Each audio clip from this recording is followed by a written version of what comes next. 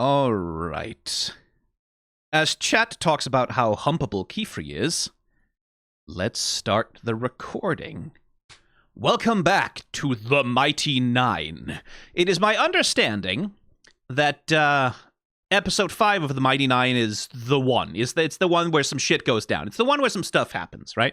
It's the one where there's some stuff that people are interested in. So, on the outside chance that you're here for the first time, watching me react to episode 5, because that's the one you're interested in, we do things a little bit inconveniently around here, which is to say, I don't want to have to deal with editing around Amazon. I don't want to do it. I don't want to have to deal with it. It's fucking annoying. So I don't show you any of the actual footage on screen. In fact, all you're going to see when the episode is going is that.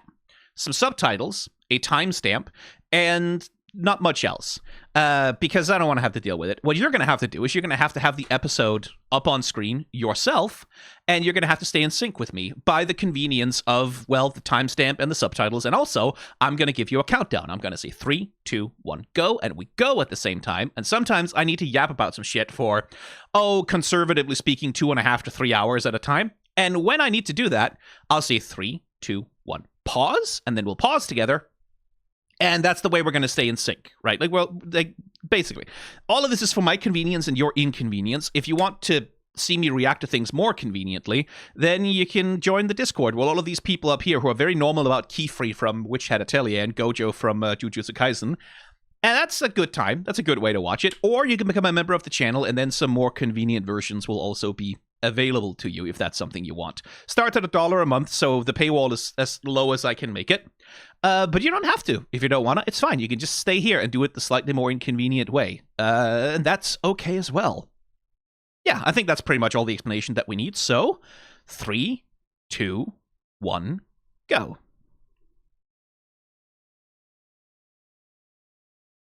Oh yeah, by the way, chat, I'm gonna move a window over so I can't see you. You guys can talk spoilers all you want. Be respectful of one another, but you can talk spoilers all you want. I won't see any of it. Or you can shit talk me the whole time. That's also an option.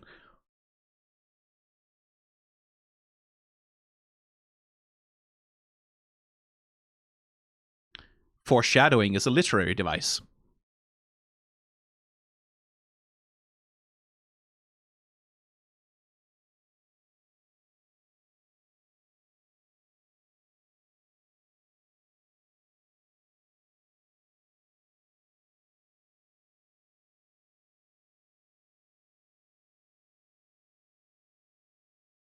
Ah, we flash forward again. Hey, that cat looks familiar.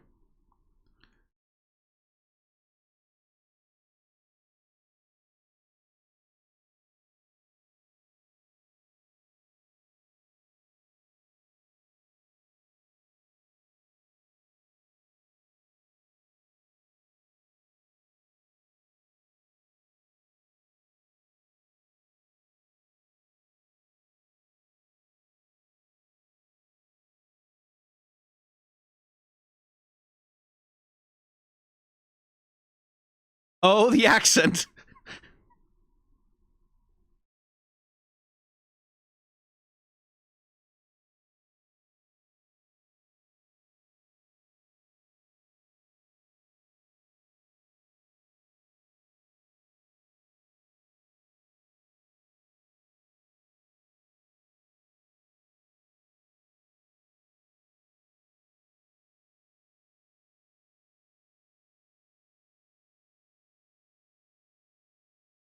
Ein Trumpf in Ärmel? Ja.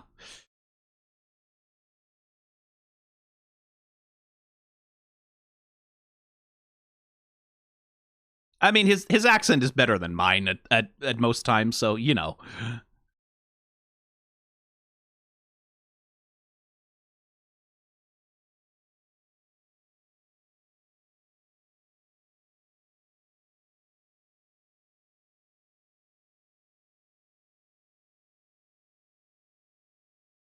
I do like that they are going in on the German.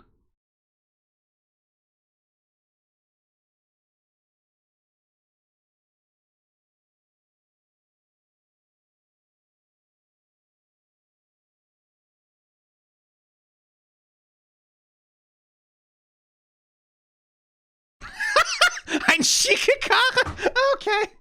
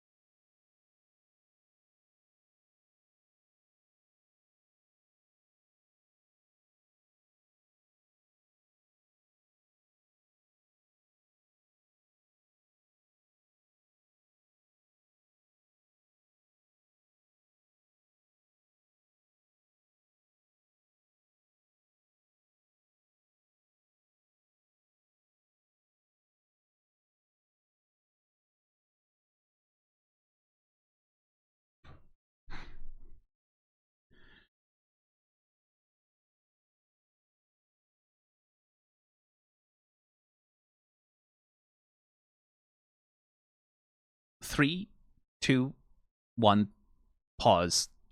Good little bit of cinematography here, right? Because Trent, Trent, who's visiting the countryside, Trent is playing it up as though he's a very friendly and avuncular man, He's very nice, he's so cool. He does not take too seriously to all the rules of etiquette and things. Nein, it's very cool, it's very still.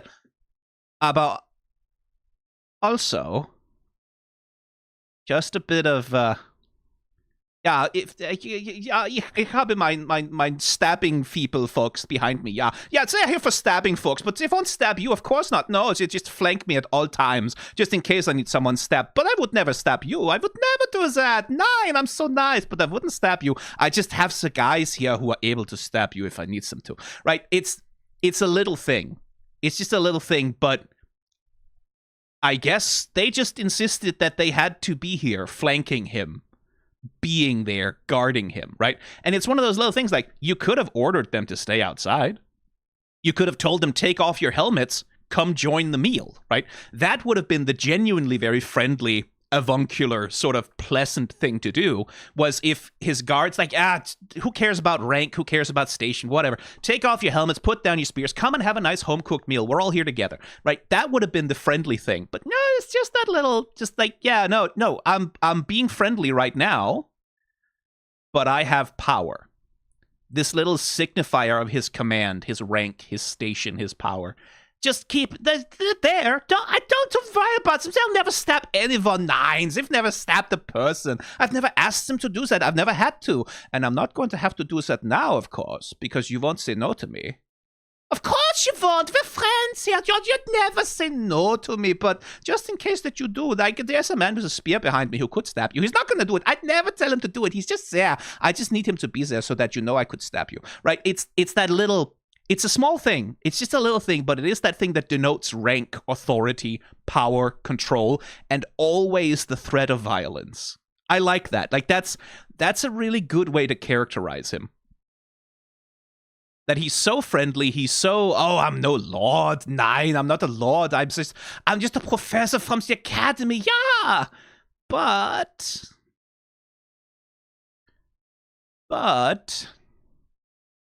I like that. I like that a lot as a bit of character for him. Like, what did he order the men under his command to do? Well, 3, 2, 1, go.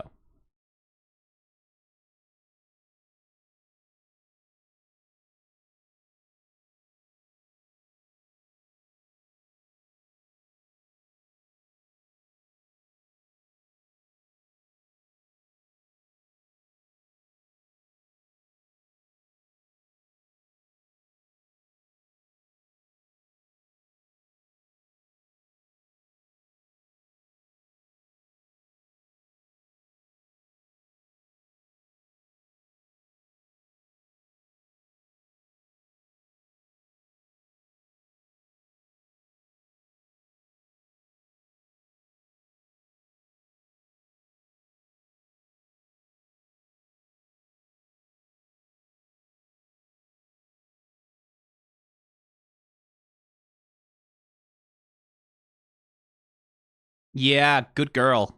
Good girl. And the guards. 3, 2, 1, pause. Oh, the cat knows. The cat knows, motherfucker. It can smell that shit on you. Very well animated as well.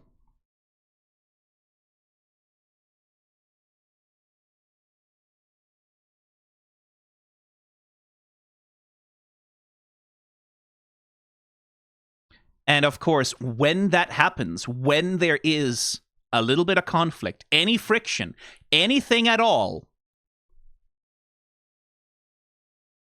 he has to tell them, don't do violence right now, because that's their default position. He put them into this house, stationed there with the default position that if anything goes wrong, violence. Nice, it would never stab you. They're just trained in order to immediately start stabbing people if I get upset about anything. But I wouldn't get upset. I never get upset at anything, especially not cats. It's good characterization, that little threat of violence.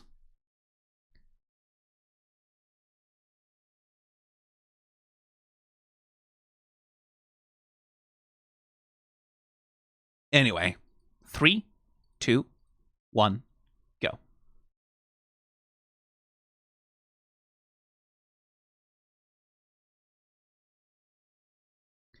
How the hell does he cast Cure Wounds, though? Mending?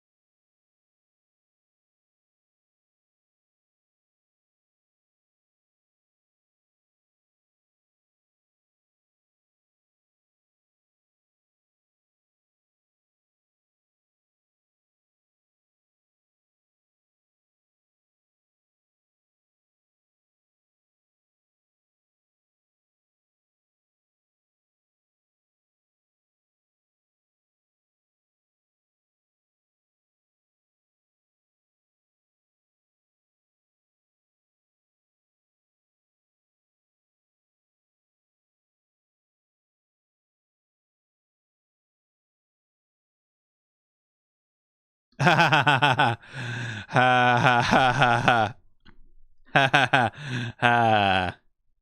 think I recognize that house a little bit.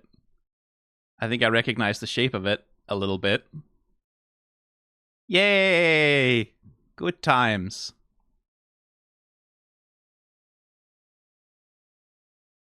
Oh, hey, look who it is.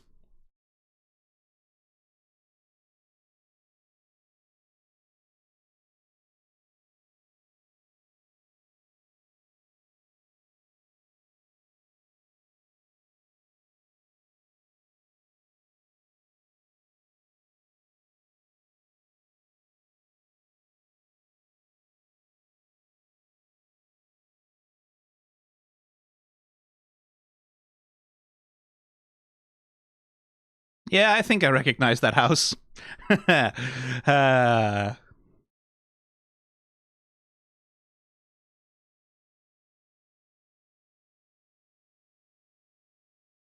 Honestly, I wouldn't put it past Trent to burn down the house just to get back at the cat, frankly. So that gives us some clue about what the cat means to Caleb, right? Like, it's connected to home, past, his old name.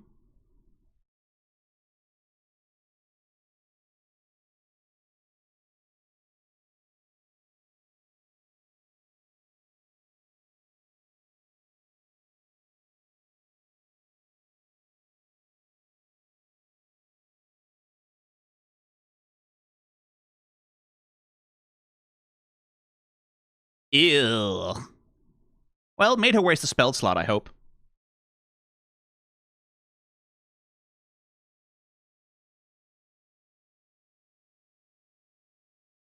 Yeah, I don't think so.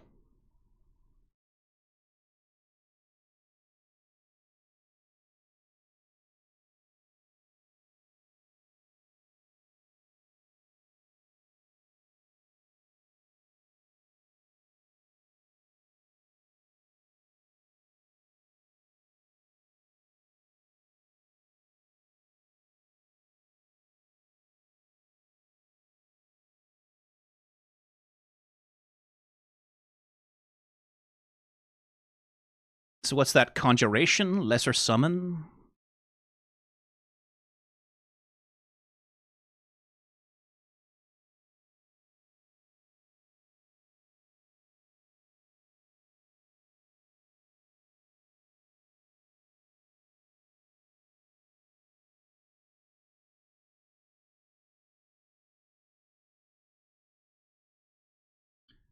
Dark Souls roll. No iframes, though.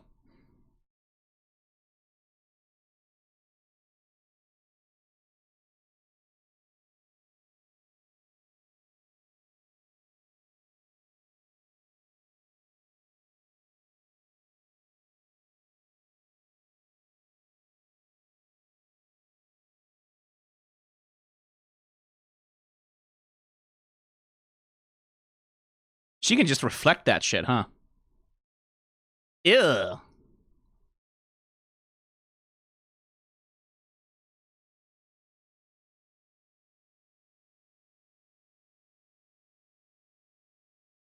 Stunning strike is so unfair. Finish her. Finish her. Finish her. Just fucking get... Okay.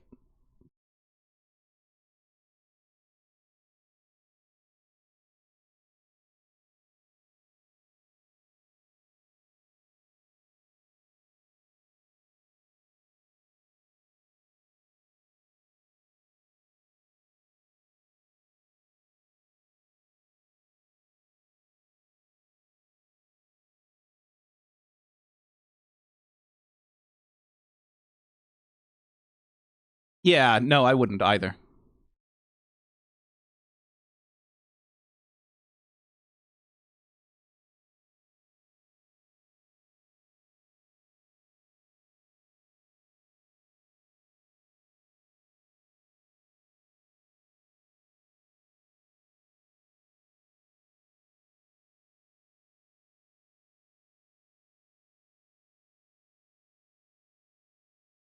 Ooh, that background. Look at that. 3, 2, 1.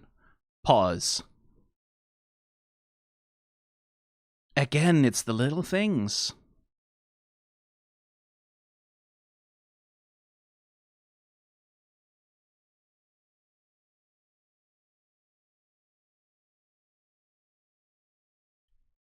It's the little things. It's the little distinct cracks on each column, the little bits of damage here and there. Look at that. Holy shit, that's a good illustration.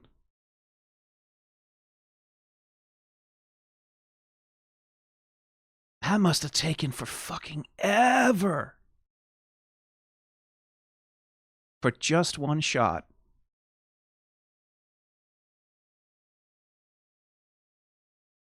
Complete with the detail on the stained glass and everything.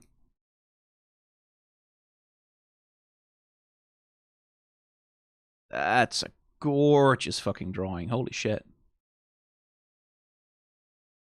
And again, little bits of damage, little bits of wear and tear, little bits of bespoke, you know, signs of life.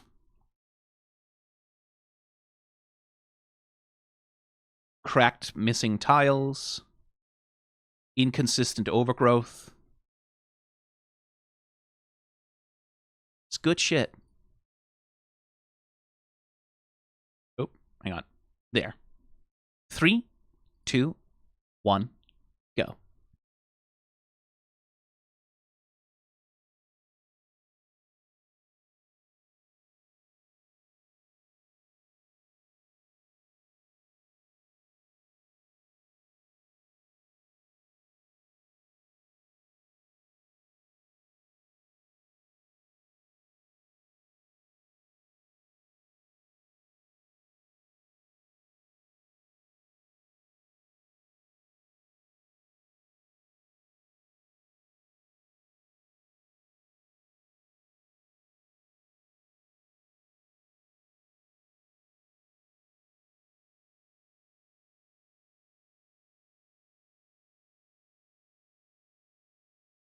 Sleep spell.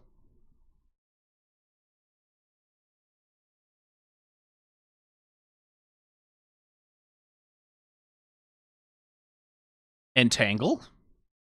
Oh, geez, that's more lethal.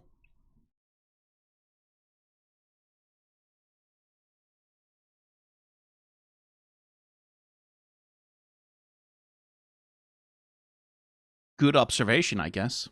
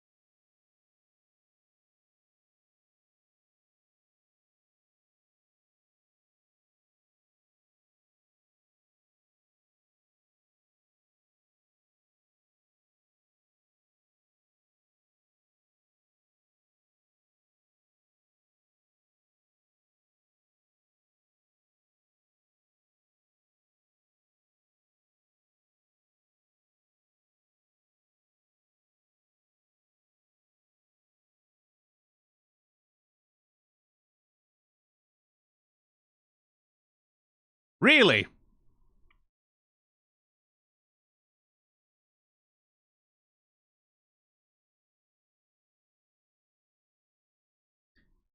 Hey, you might have to do some war crimes for me in the future. Just some little war crimes of some kind you might have to do. And you shouldn't feel too bad about that. You should feel free. You should feel fine about it. You should be like cool with the war crimes, actually. It's important that you're cool with the war crimes.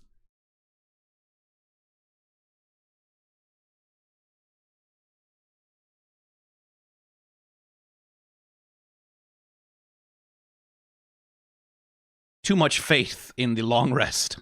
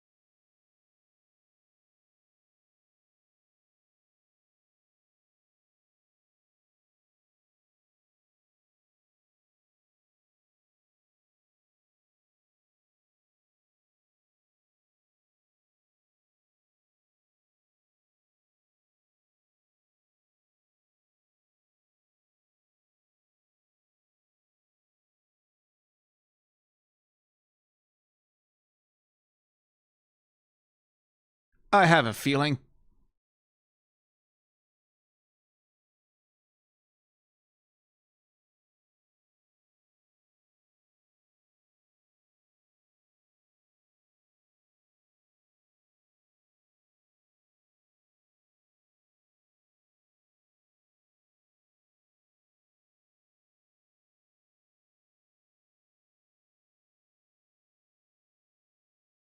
I think you should have an antidote.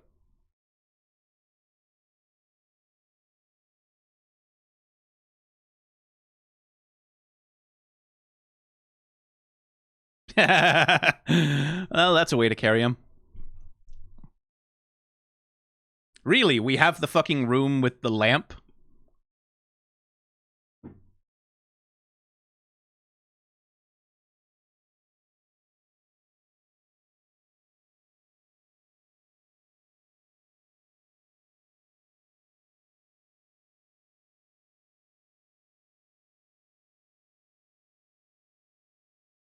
Are we about to get a little unethical with it, Caleb? Are we about to apply some of the lessons we learned from old Trent?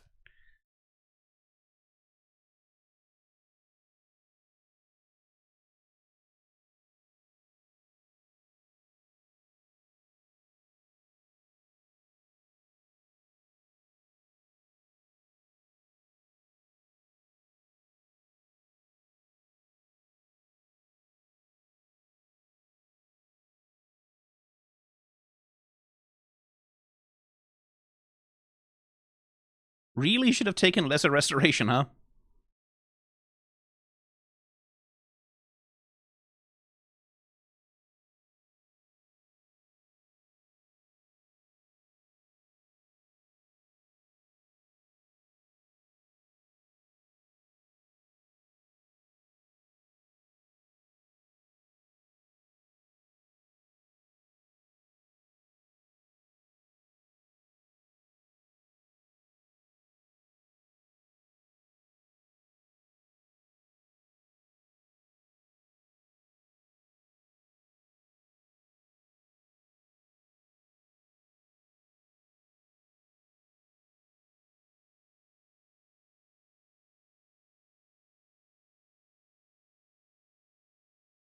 Again, you can see that it matters to Nott that someone expresses,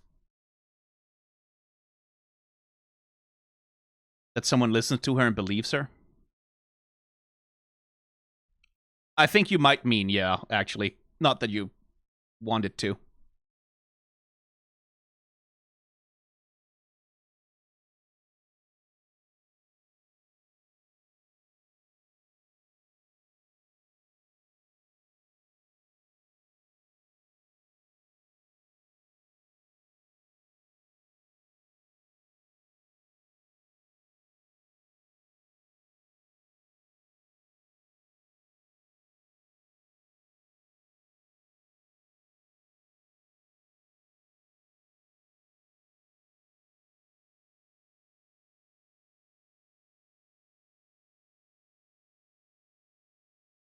Yeah, no, you're not going to get through that.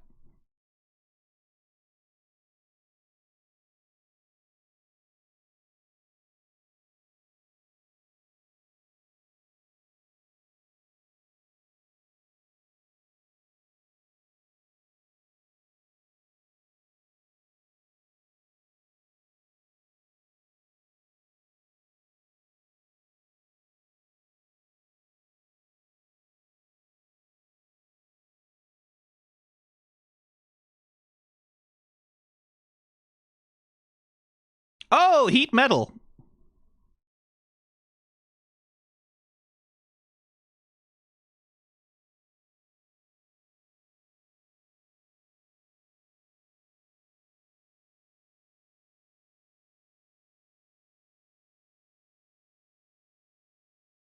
What a sweet boy.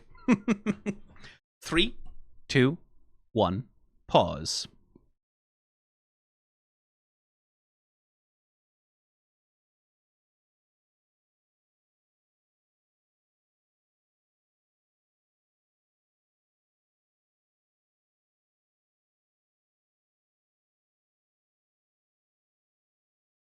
It really is like, yeah, it's like, in service of our empire, you'll have to do some questionable things, but don't worry about it. You should stab each other in the back to get ahead. Like, the lesson he's teaching, right? It's not just about what he says here. The lesson he's teaching is also treat everyone around you like competition, right? Like, treat everyone and everything else around you as expendable or as obstacles that you have to overcome or as resources that you can spend in order to achieve something, right? It's not just the shit that he says that's very obviously a thing of like, yeah, I may ask you to do some war crimes, but don't be a stick in the mud about it. Yeah, you know, it's like, it's cool. You do a bit of war crimes in war. That's what the war's for, you know. That's not all he's doing. It's also like the practical lesson is also stab each other in the back. Stab each other in the back specifically for my favor. Right? Stab each other in the back to please me, to get closer to me, to, like, get better at achieving the goals that I set out for you, right? He says in service to the Empire, but it's also personal loyalty building, right? And it is insidious.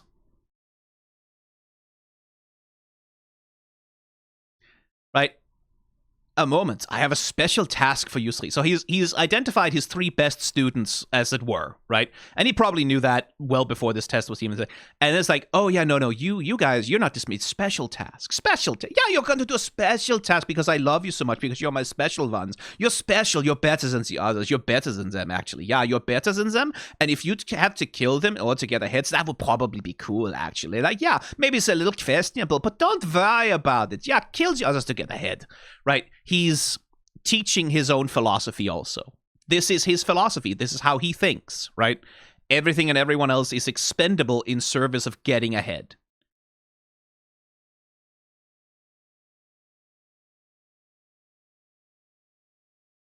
Ford is having a decidedly bad time with that poison. I guess Jester just doesn't have lesser restoration yet. Which, you know, when do you get that?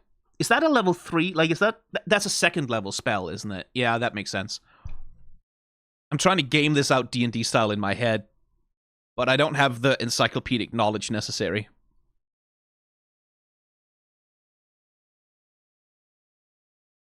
And it's interesting with Caleb, like, because certainly what the scene is pointing to, like, Caleb committed an act of, you know, uncharacteristically unprovoked violence, right? Like, she was beaten, they had her down, and then he just fire blasted her right in the chest anyway, right? Because he knows what she is, because she's like him, right? They have had a lot of the same training. So he, in fairness, probably correctly sees her as a threat, right?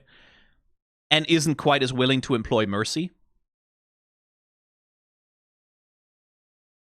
And the others have some ethical qualms about just killing her. So thank God that they're distracted by Captain Green being a bit green about it. It's literally like interesting farmhouse that it just comes pre-equipped with like an interrogation room with a single chair already, just in case, right? Like the farmers who live here is like, yeah, we torture a little bit on the holidays, it's recreation, it's a hobby thing. We meet every other Thursday in a club, and then we like take turns. So we have a little room with a single chair lit from above.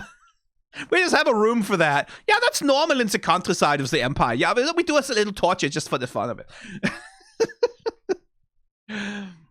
But it's it's a contrivance, right? Like yeah, obviously, but it is funny that there's just a room that has a chair with like a dramatic light from above, just like ready for them. They didn't even have to set it up or anything. It's just there.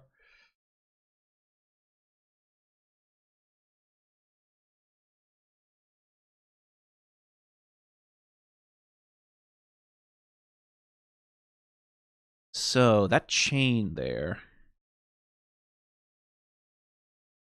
Oh, no. Okay, cool. What I was curious about was whether that's just a series of tween animations, but it looks like no, like it's a limited animation. They don't animate the whole chain the whole time. You can see the links over here don't move at all, but the ones over here do seem to be hand animated frame by frame to match like the settle.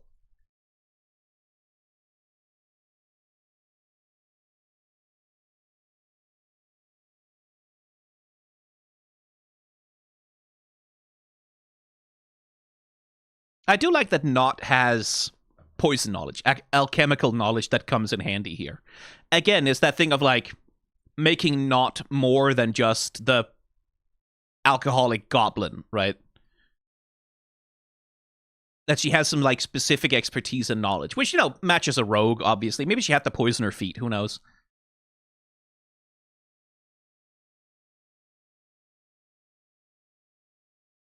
And then Ford with a bit of racism. Right? And Nott is so used to it, right? Can we really trust the goblin? Nott is so used to it that she just pulls out the bottle and takes a drink in response to Ford being really genuinely kind of an asshole to her. And then Jester believing in her, right? Like trusting her. No, she wouldn't lie. Having faith in her gets her to put the bottle away as well, which is like, okay, we're using this thing of like the bottle is in part a reaction to pain and hostility from the rest of the world, right? And if you offer her comfort, softness, it gets a little bit easier not to,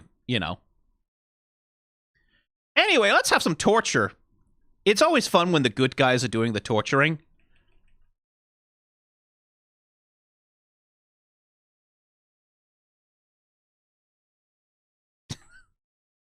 I couldn't resist.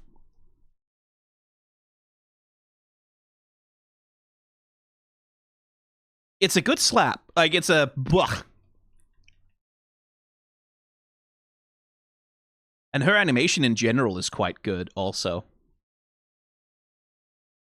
Because, like, again, it's one of those situations where the animators are heavily limited, right? Like, she's stuck on a chair. All she's got to work with are, like, her shoulders, her upper body movements, her head. And we still need to get character across.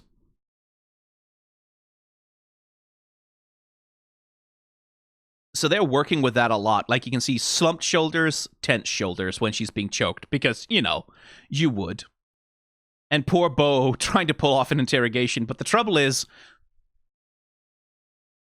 I mean, Bo could get angry enough to go too far. But it's like... Bo still fundamentally thinks of herself as a good guy. Caleb doesn't, right? It's pretty clear that Caleb is like, no, my morals are already in the shitter, given what I've been a part of.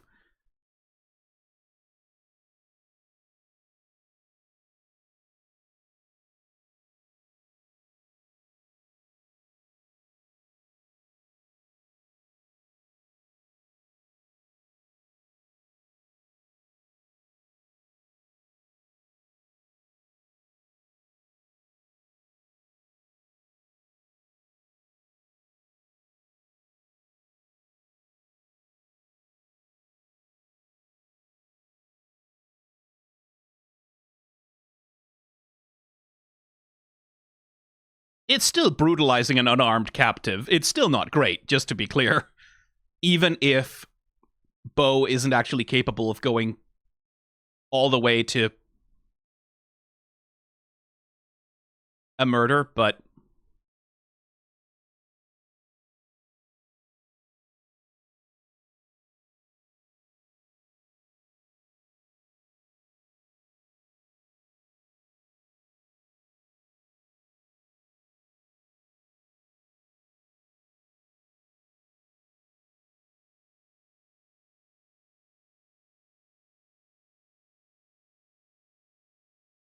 That's pretty good, too. And, of course, Caleb, who's not as much of an amateur.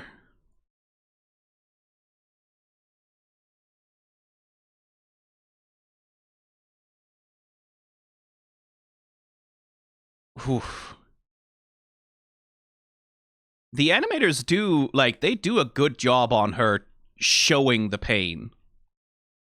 It's not just turn head, it's like the pain distorts her. It distorts her face. It distorts her expression, right? Like, this is hurting. This is hurting for really reals. And you can see Bo being uncomfortable with it. Like, that there is an extent to which that's maybe a bit too far. But it ain't too far for our boy.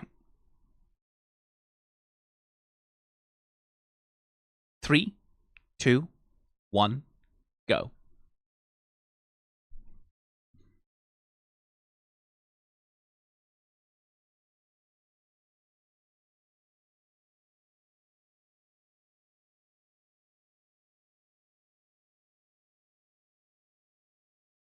Yeah, because after the last test, great reason to trust that he has your best interest at heart.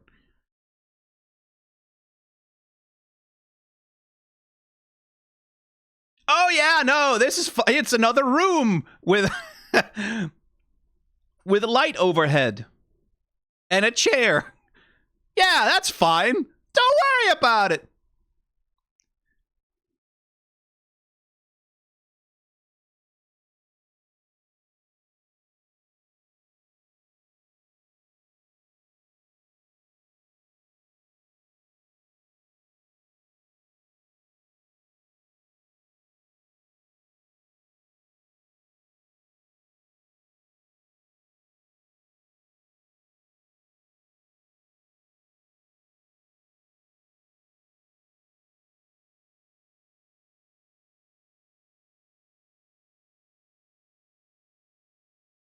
by which he means me.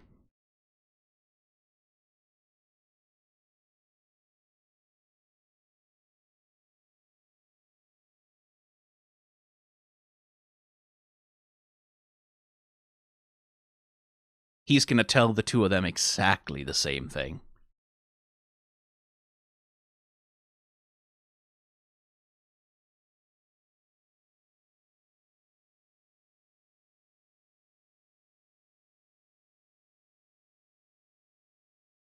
Oi, could you not? Do you not have sedatives? Do you not have those? Do you not have sedatives at all?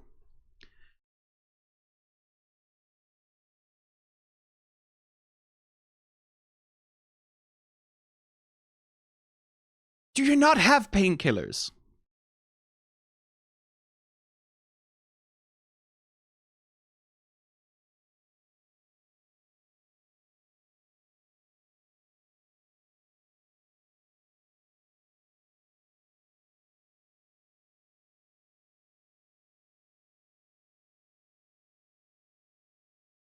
Boy, geez, they're really going at it with Ovelia.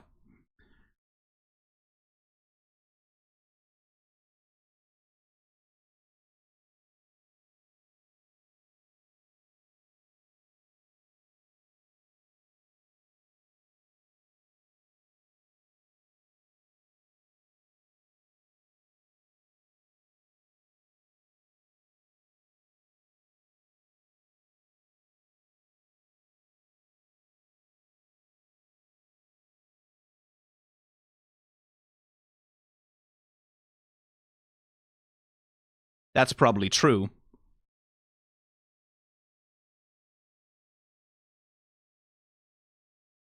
Like, that's probably true. Like, that's probably her play to try and get out of it, but...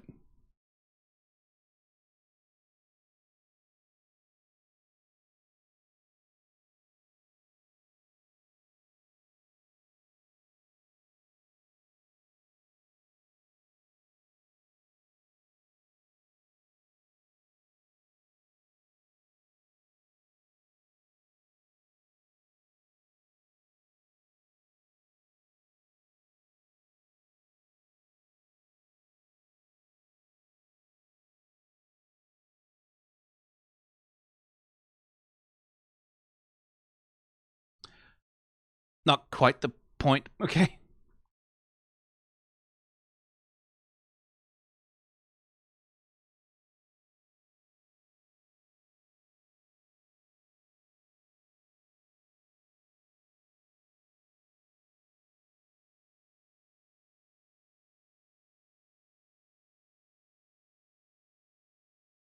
So in terms of character design, they both have that golden tip on their horns.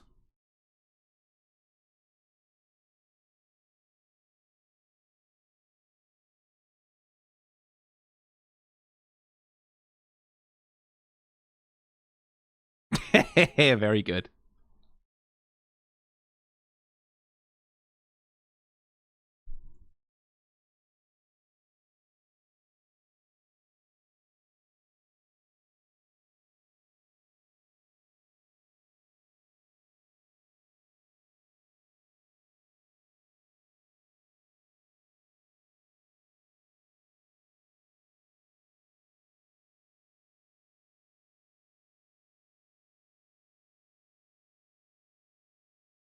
Doot, doot. Wait.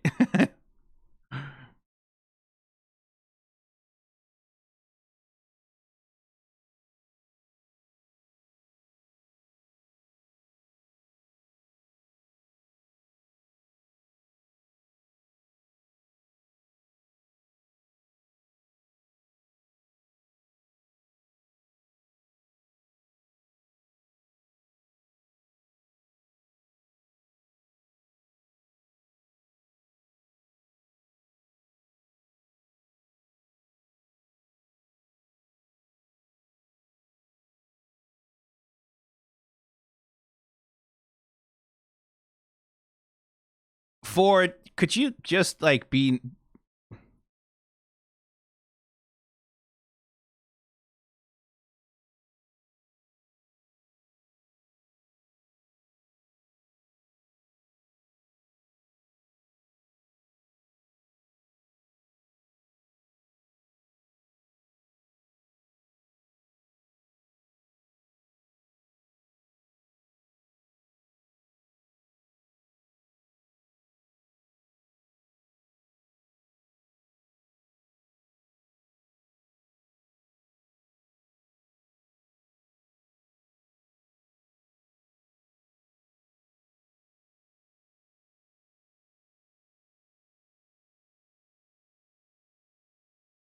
3, 2, 1, pause.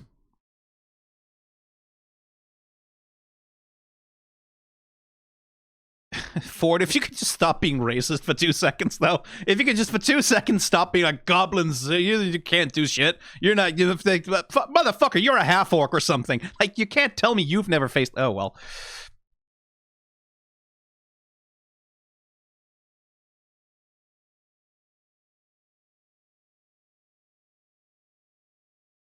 Again, I'm not asking for him not to be flawed. I think it's good that he's flawed, even up to and including flaws that are, like, not fun and charming whatsoever. Because it gives a character something to overcome. And it's a good moment of characterization for Nott as well, I think. That, like, she has very good reason to, like, be kind of done with this motherfucker, right? To the point of drawing a weapon on him.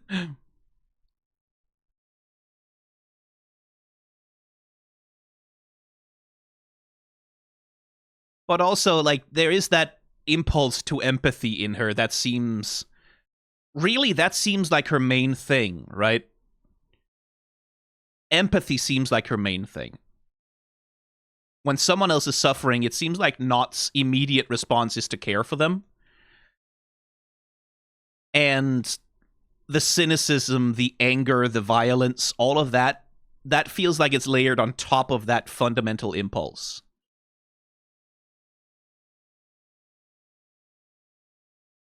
That fundamentally we have someone here who wants to care for other people, who wants to take care of people. And my, like, extrapolating from that, my extrapolation would be that this is someone who has been burned by that impulse more than a few times, right? Like, who's gone through the world trying to be good and has not, you know, not experienced success with it, let's put it that way.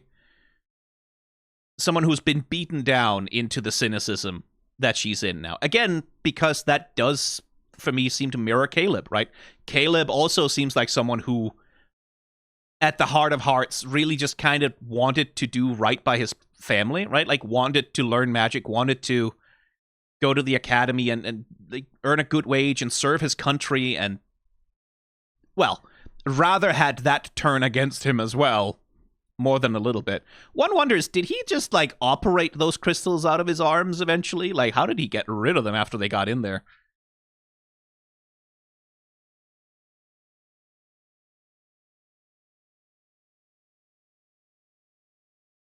And I really do like that we hold on this, right? It's not just that, like, because usually the thing you would expect is you get these close-up shots, Nott delivers comfort, you cut to the wide shot, it zooms out, and that's, like, around here, you'd cut. Like, you would cut already around here, but they sit with it. They stay with it. Because, again, like, it feels like this scene is meant to emphasize that this is Nott's nature. This is who Nott is, right? All the other stuff, the anger, the violence, the lashing out, the impulsivity, the alcoholism, all of that stuff, yeah, that's on top, right? Those are the next layers on top, but this is core. This is what Nott is in the dark, right? When there really isn't anyone else around to see her or judge her, and there isn't anything else to respond to, her fundamental impulse is to care for someone who needs it.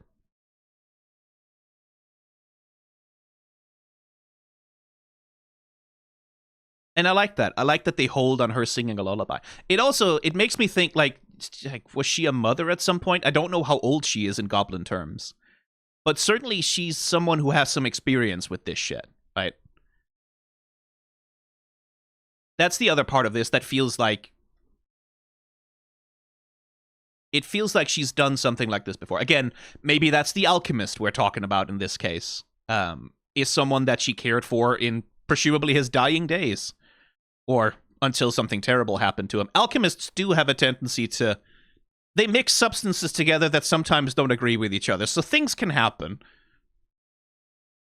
But I do like that we linger on this, right? The show makes a point out of this.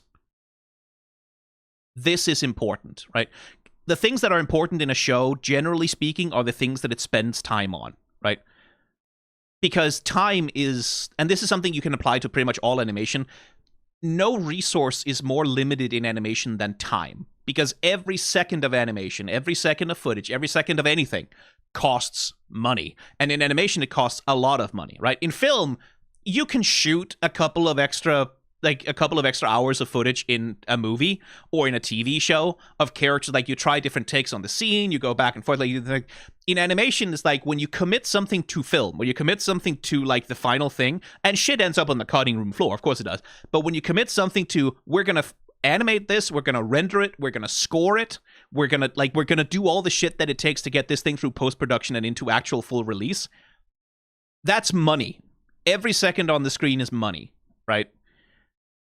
And so when a show spends time on something, especially an animated show, it's because it matters, right? It's because the production decided for whatever reason that this matters enough to spend time on, right? And then productions can fuck it up, right? Like, productions can make bad choices about what to spend time on. They can make bad choices about what to spend resources on.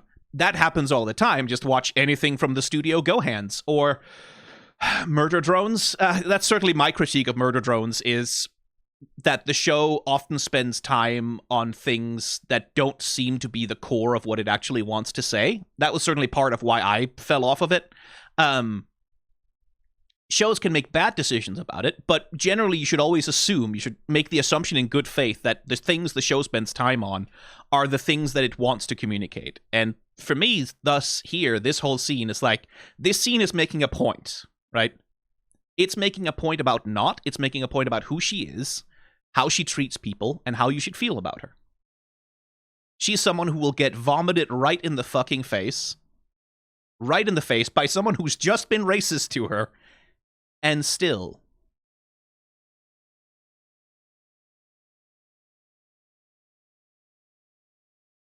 she does this. That's the core. That's what I'm taking away anyway. Anyway, back to torture. 3, 2, 1, go.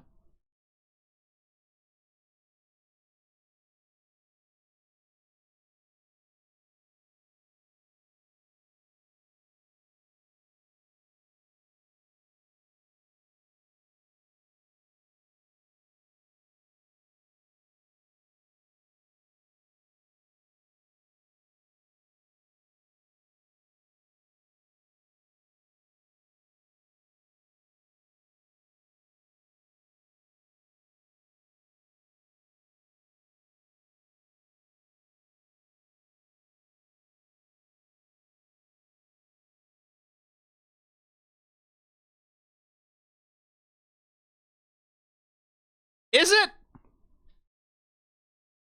Do they not have painkillers at all? Oh, well, bye, King. Good.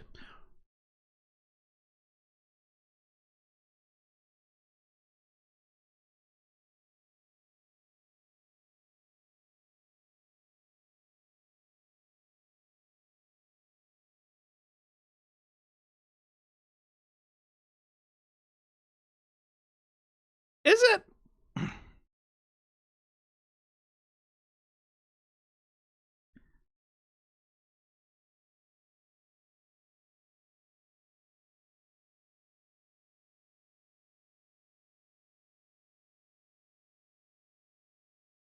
I mean, it does go some ways towards explaining why he stayed.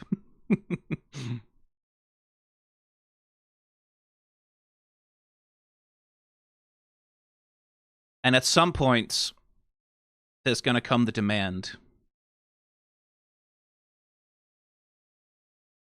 Because the loyalty tests never stop with someone like Trent.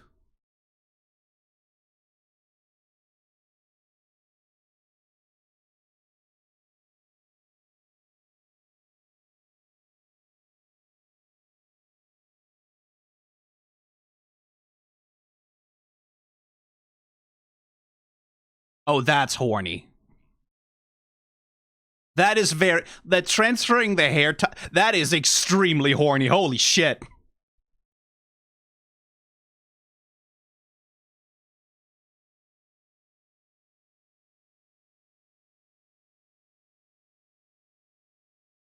No, but transferring the hair tie is like, that's S tier horny shit. That's holy shit.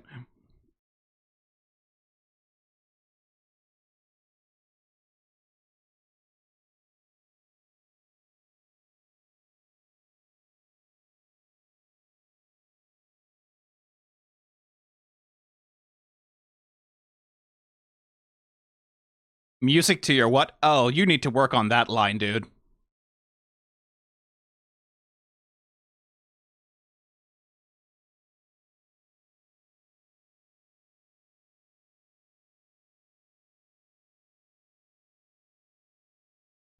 Fancy shit.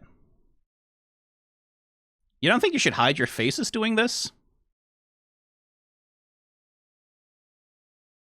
Boy, that's a penetrating argument. Okay, no need to hide your face if everyone's dead, I suppose.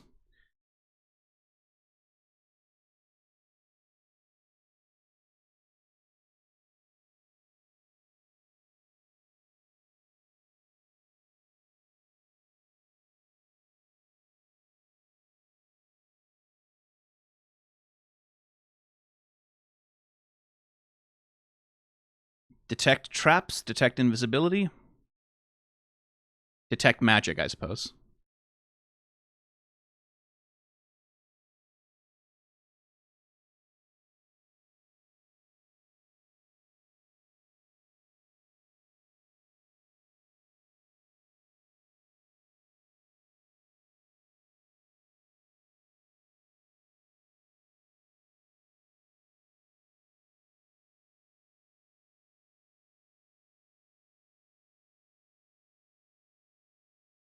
Oy!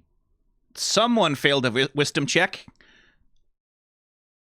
It's a pretty powerful mind control spell if it can get him to do that. Like, that's not just... You can't do that with fucking dominate person.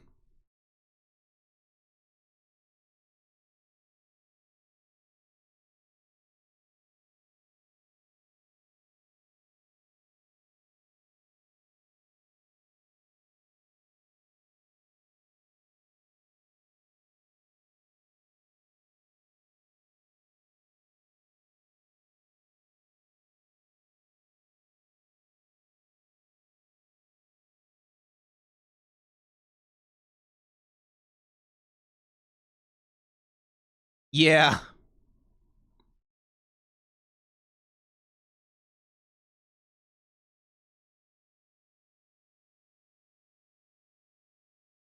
Again, I really like the importance of spell components. 3, 2, 1, pause.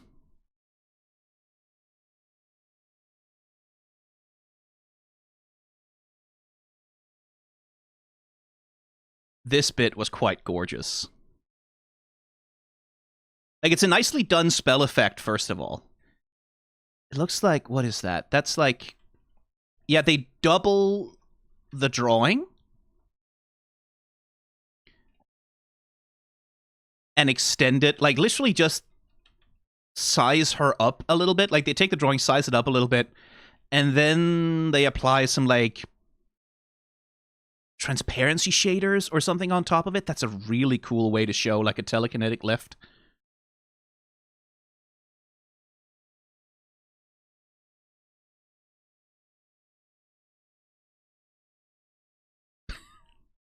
You know I can't resist.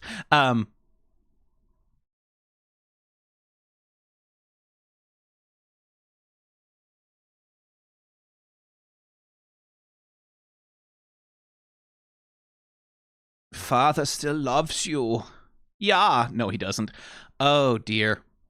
But again, it's that thing of... We saw this with Trent, right? That... First, he asks them all to betray their fellow students, right? Like, betray... They are beneath you. They are lesser than you. Betray them. Come work for me, right? Dedicate yourself to me. Become one of mine, right? For the Empire, of course, for the Empire. Yeah, always for the Empire. Like, brackets, I am going to become the Emperor. But, like, it's that classic... It's a cult initiation, basically, right? Like, you initiate someone in, and at the start, it's like, what? No, you want to go home? Go home. Go see your family all the time, always. Why not? You can go home anytime you like. It's just, I thought you loved being here. I thought you cared about this. I thought, but like, you can go home, of course. Like, no one's going to stop you. And then eventually, like, and then the guilt piles up and you're given more and more tasks to do. And you are asked more and more to turn on your fellows, right? Like, report your fellow cult members if they do anything untowards, or like stab them in the back, or give them up for rewards and for validation. And then slowly the cult leader begins to replace all the relationships that a person has outside of the cult with the ones inside of the cult, right? And all of those cult relationships inside the cult reinforce each other. Everyone reinforces each other in loyalty to the thing. And this is kind of what we saw here, right? The only relationships that they have are to each other, and the three of them are clearly, like, they have a close relationship, and that's not false, right? Like, that's not a lie or whatever. That's a genuine relationship that they have formed very closely under the leadership of a cult leader, right? Where each one of them knows that if I turn, if I decide to leave, if I decide to, I don't want to do this anymore, if I want to walk away, I'm going to lose them. It's going to cost me my relationship to them as well, right? The only people that I know, the only people I have left, it's going to cost me. But in order to solidify that control, in order for that control to really, really stick, at some point you have to sever the relationship to the family as well. And different cults do this in different ways. It seems like from all the flashbacks and things we've seen here that the way that they're going to get Caleb to sever the relationship with his family is a little bit more, direct. A little bit more direct action to make that happen. But that's the progress of it, right? Like, it's this, you're special. You're so special. You're like, you are a level 4,896 Thetan, and you can learn to manipulate psycho-control your inner spirit soul guide if you just go on this retreat. Come with us on this boat. Get really far away from civilization with nothing but us around you all the time. And, obviously that's expensive, so we're going to need some financial... this is how cults operate. This is how a cult indoctrination tends to operate. It is flattery, offer opportunities, offer the things that the cult person, like that the person feels that they need, that they lack, emotional fulfillment, social advancement, whatever it is, isolate them, turn all of their relationships into relationships within the cult, and then make it ever more costly for them to even consider anything else, even consider leaving, right? And it's tragic because, like, whatever affection these three have for each other, however genuine and real it is, within the structure, within the power structure of the Volkstrockers, it is a means of control. Both of Caleb, but also of the other two. And part of what is being preyed on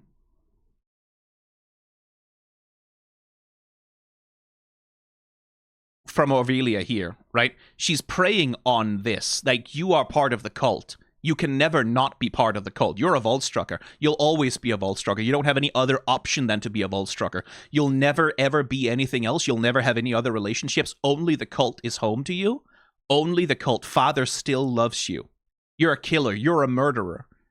You'll never be friends with them. You'll never have a relationship with them. They'll never forgive you. They'll never love you. They'll never care for you. No one will ever trust you, right? Those are the same fears. And this is, this is something that's very common. You'll hear this from people who were in the alt-right pipeline, or a version of this as well. People who are in the alt-right pipeline, people who were recruited into online fascism and who got out. Some of the stories that they tell are very much the same thing, that, like, if ever shit gets too real and they start to experience a break, or they start to change their mind, or they start to feel doubts, one of the things that'll happen is that other members of their movement will say, oh, what? You think the I was about to say a bad word there, but, like, you think the F slurs and T slurs over on the other side will accept you? You think they'll care about you? You think, like, oh, after all that you've done, you were the one you posted all the memes. You were part of the harassment campaign. You think they're going to accept you? They're never going to accept you. Like, all the leftoids and the liberals, they'll never accept you. They'll never love you. They'll never forgive you because they know what you've done for us, with us, while we were making you do it, right? But you hear that same thing. Like, you think those whatever's over on the other side, they'll never accept you. But we'll accept you. Even though we'll call you all the slurs and we'll beat you down and we'll make you miserable, but you'll have a place with us. You'll never have a place with them. You can't. You've gone too far. You've gone too far. You've done too much. They'll never accept you. It's the same thing. It's the same dynamic, right?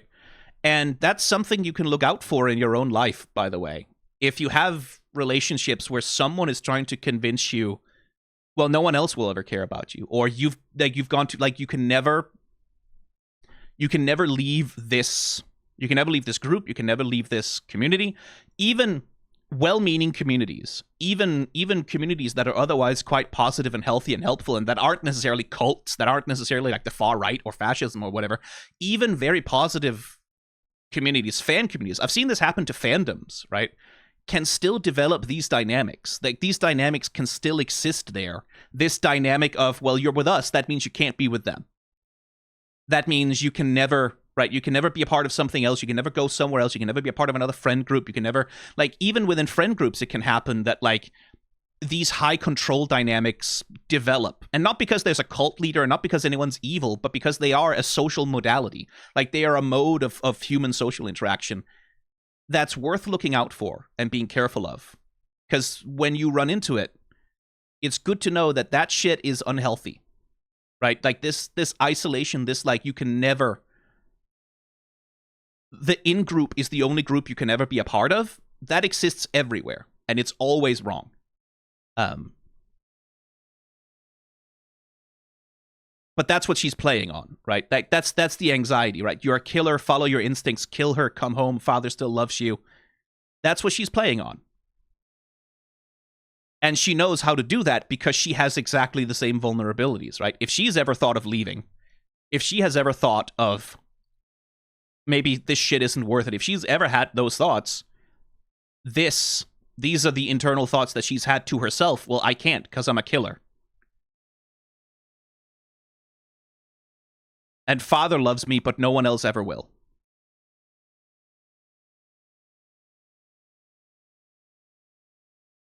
And it's a very successful manipulation as well, because she is making Caleb go back to his own old self, right? She is bringing out the Voltstrucker in him.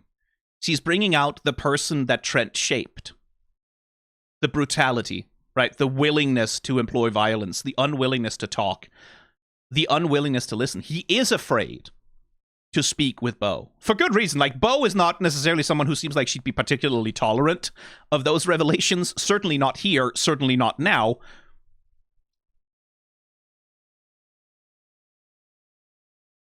But Orvillia is very successfully making him revert to that mode of operation, right? Like, fall back into that habit of how to deal with something.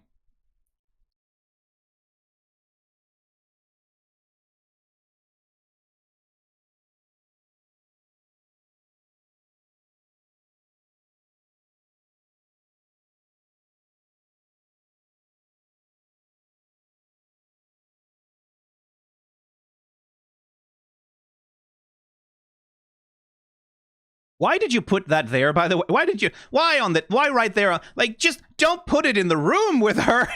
Don't put the important thing that she needs in the room with her. Take her spell components away, far away, to somewhere where she can't reach them. She is right, by the way. They really are amateurs.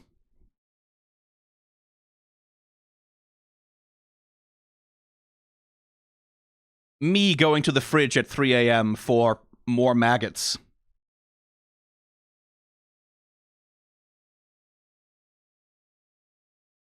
Profile picture alert, by the way.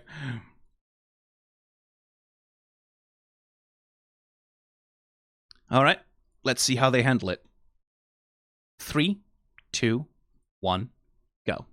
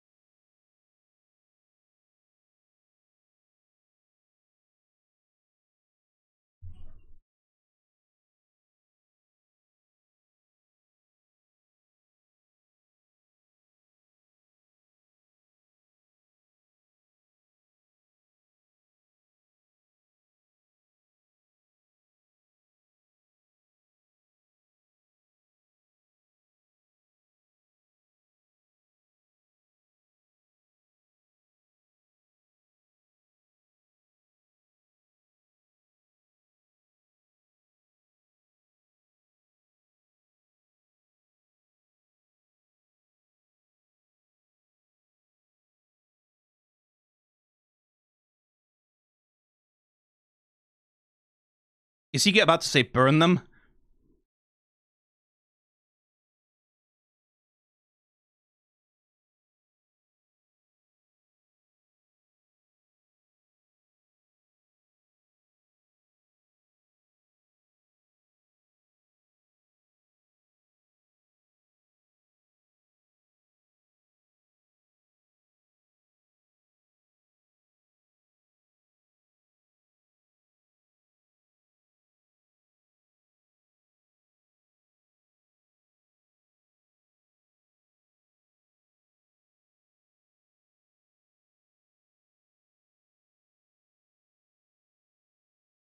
Like I said, there comes a point when you have to sever the relationship to the family, the connection.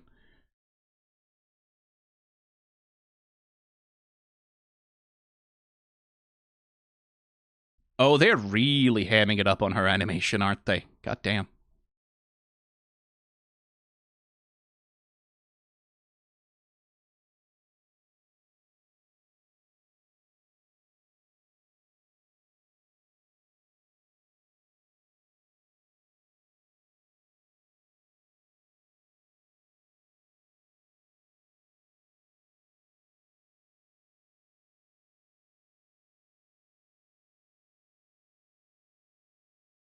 Oi, carumba.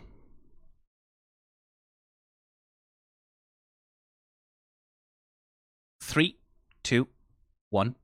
Pause.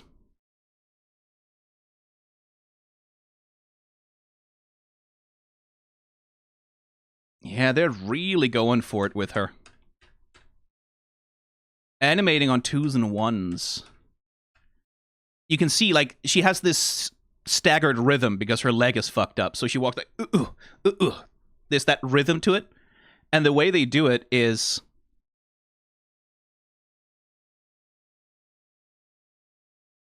Two, 2, 1, 2, 1, 2, 1, 2, 1. Right? So they're animating this on like a staggered, inconsistent timing. And that gives it that like slightly...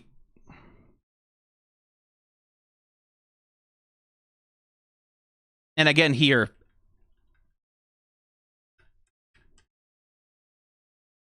Animating it all on 2s here, I think. Yeah, 2s and 1s for the twitches. Because that very smooth animation helps communicate just that she is in very, very severe pain. I'm curious about this. The shifting on her tattoos seems very deliberate. You see how they reorganize themselves? That seems very deliberate. I guess it's some kind of recovery, pain management.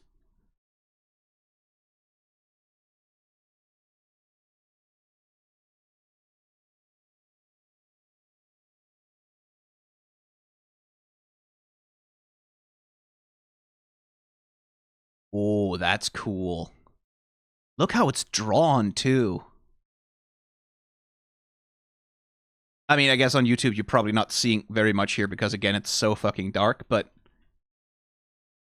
Let me try and... make it a little clearer.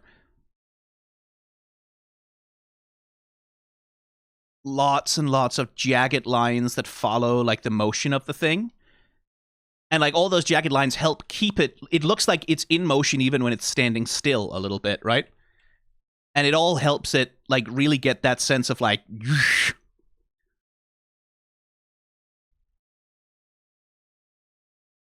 And this is the kind of thing I'm talking about when I talk about I prefer physical drawn smears to motion blur. It's because you can, just like by adjusting the rendering of something, you can. And they add motion blur and various forms of like camera blur to it as well. But you can really get quite a long way there. Just with that. The way it settles is great too. Because like slams into her, and then fall, and it falls like again this rhythm, kadoosh, right? Nasty. And now Nott has to make a choice, huh? 3, 2, 1, go.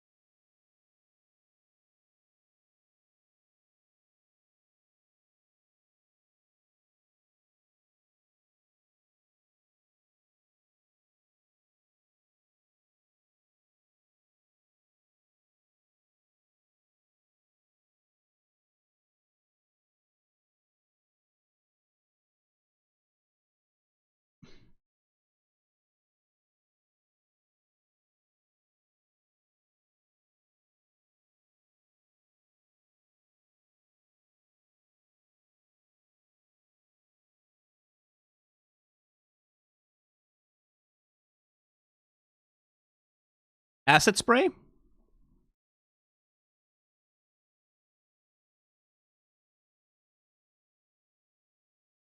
Hey, you're finally awake.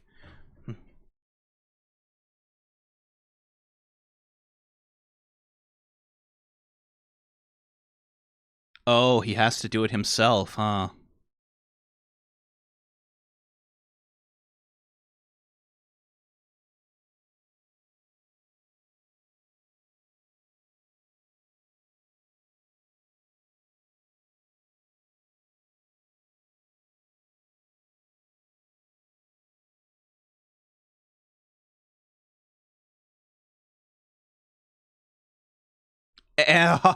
The dramatic irony that he uses the very same trick that got him recruited.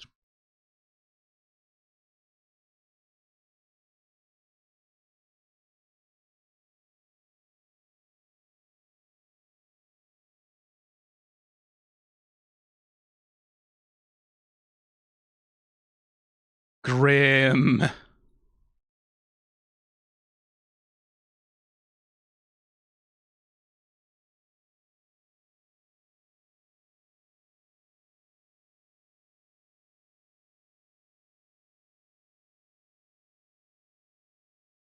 That's good setup and payoff. The little piece of paper.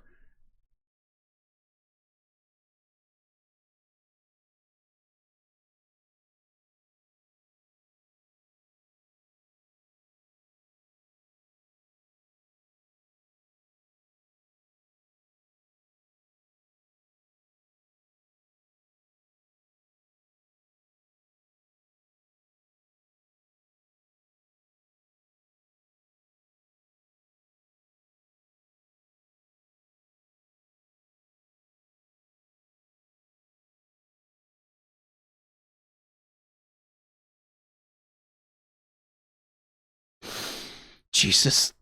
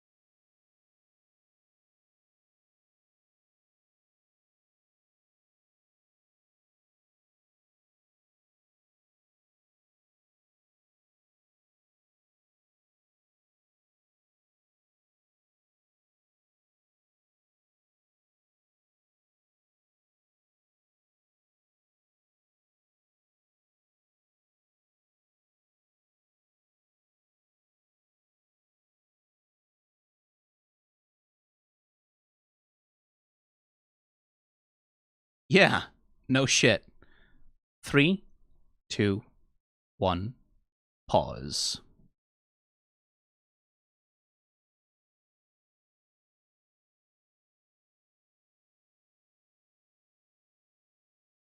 It was the cat scratching at the window that got me. I don't know about the rest of you. It was the cat scratching at the window. I have 3 cats, for those who don't know.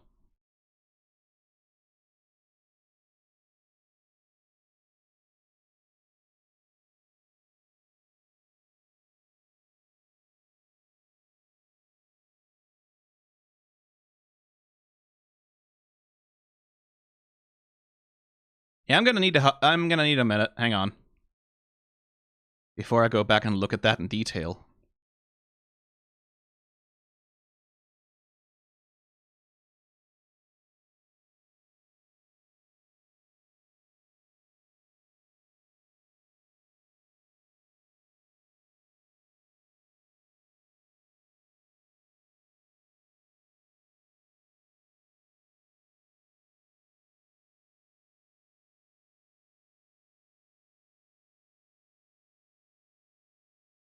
Because whatever else it is, they put some budget into this. They really did put some budget into this.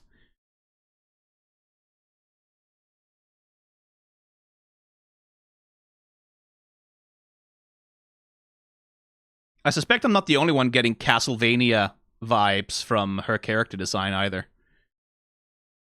Not just because of the sharp teeth. I wonder if it's some of the same studios that worked on that worked on this.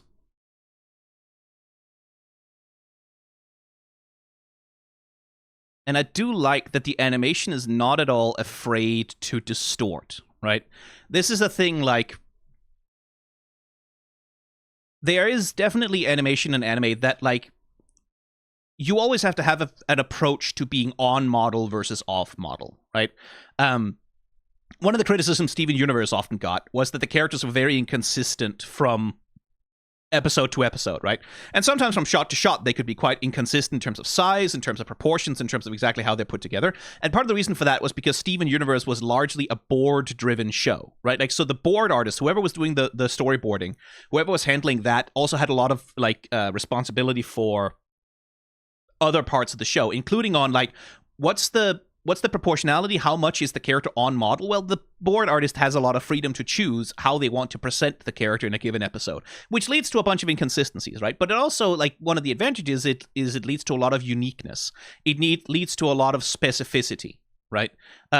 Whereas, like, oh, you can kind of see the hand of the person at work here, right? Like, it's not like a production where everyone very deliberately follows a very specific on-model, like, guide and, like, show bible to stay, like, completely on model with the character sheets and the proportions for everything. Like, there's a freedom and a free flowingness to it that usually I find quite charming.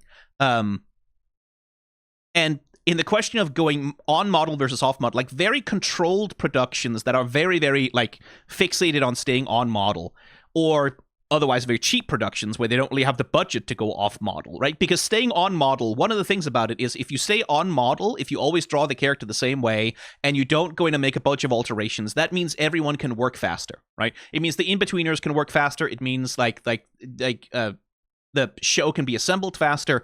It saves you money in the long run to have everyone working very consistently on model so that everyone who has to draw this one character and all the in-betweens and whatever, they know exactly what that character looks like from all angles, and they don't have to improvise. They don't have to figure out, oh, this character looks different in this shot. Okay, I need to do these in-betweens. It saves time, right? It's an efficient workflow process to have everyone be, like, pretty consistently on model.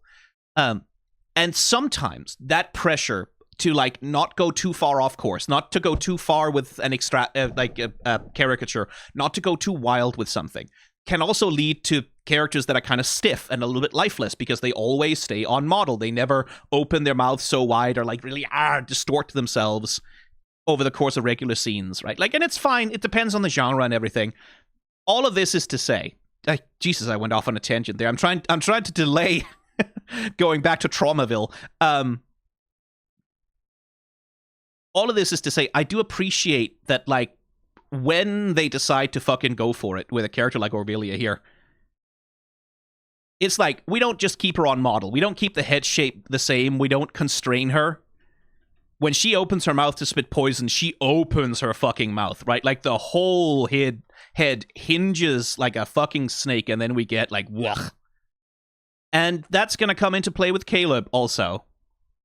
I suppose Caleb is his chosen name after he burned away the old one. And just in case you were in any doubt, like, yeah, no, he's back there already, right? He hasn't even started burning her yet, but he's already back here, right? Like, the trauma flashback for him has already begun.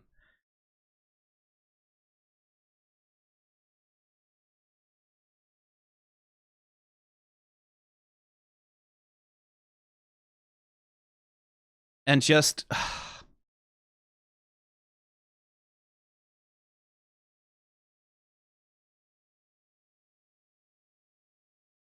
And like we all like I don't even need to know. Of course they weren't traitors. Of course they weren't traitors. Of course they weren't. Like literally no way in hell. But the cruelty that it's the same transmutation trick that got him noticed, that got him recruited, the same one is then being used to do that. I don't think I want to go through this whole scene in detail because it's unpleasant. So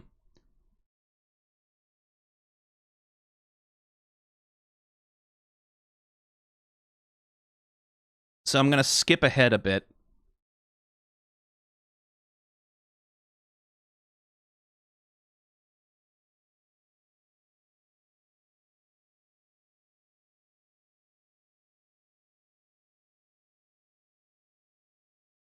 Like I said, on model, off model, distortions. Really fucking ripping into the shape of a character. And displaying visually what the pain does, right? Like what the pain, what the grief, what the flashback is doing to him. It's not just anger, right? It's not just sadness. It's not just, this is...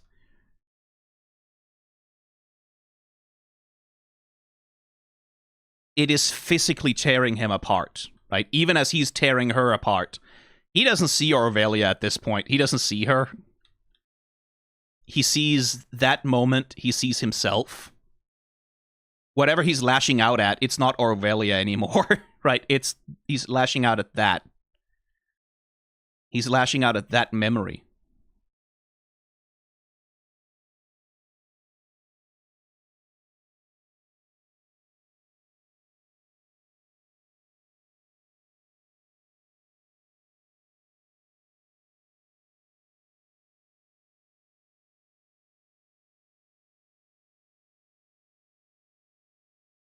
That's not her he's seeing in the flames there. If I were to take a guess, I'd say it's, well, one of his parents. And we finish it off with the self-destructive urge, right?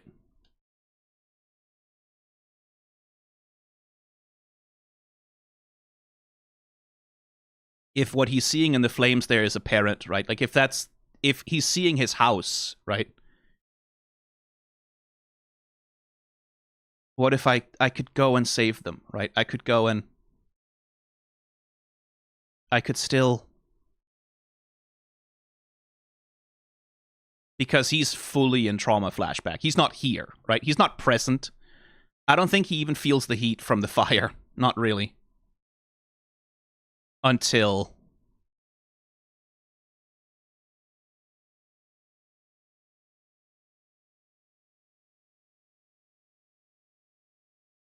Nott brings him back. Just a little interruption, that can be all it takes sometimes.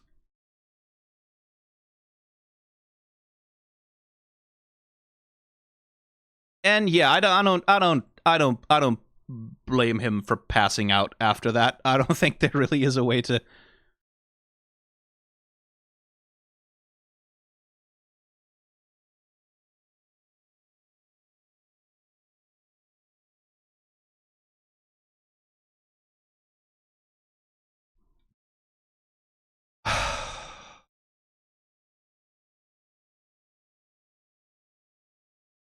I need to go hug one of my cats real quick. I'll be back.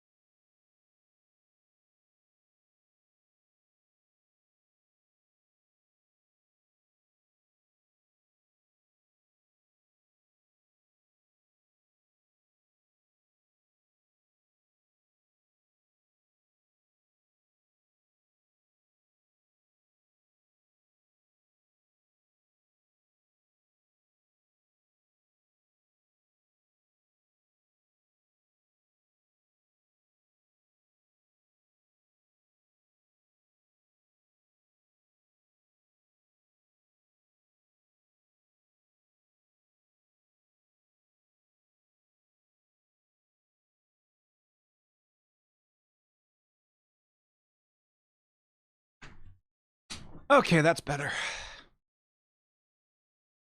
It's the cat that breaks him, right?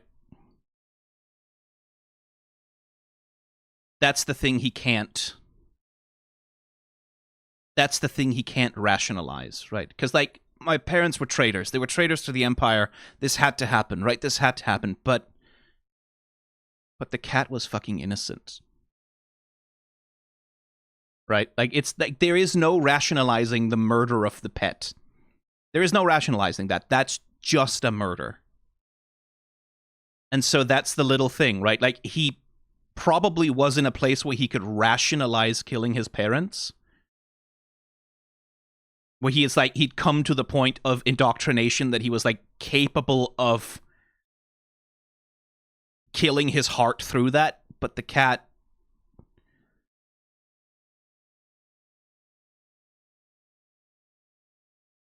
Right? Like, there's no version of reality where the cat is guilty of treason. Except Trent's, because it scratched him, I suppose, but...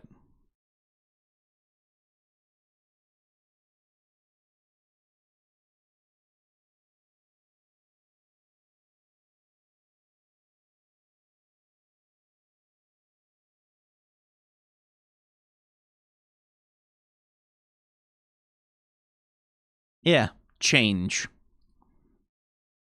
Change indeed. I'd love to go through the bits, all of the animation, and really look at it closely. But on the other hand, I don't want to.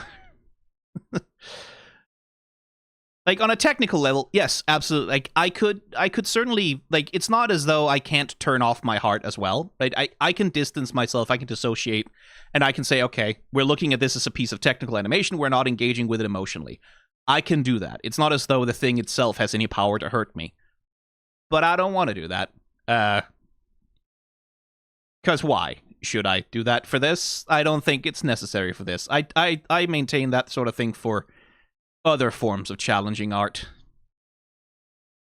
For this, I think I just want to go forward. 3, 2, 1, go.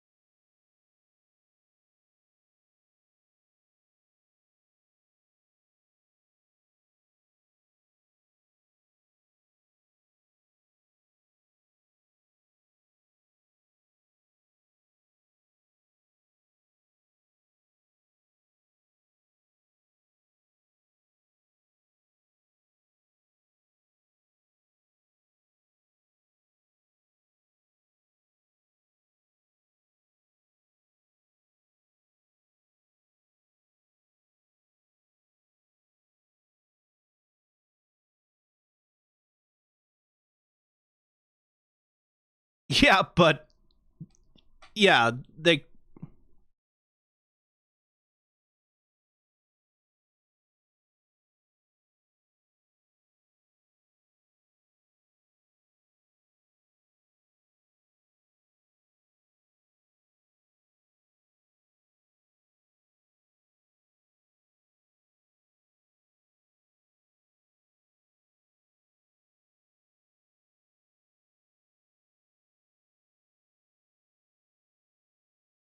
Three, 2, 1, pause.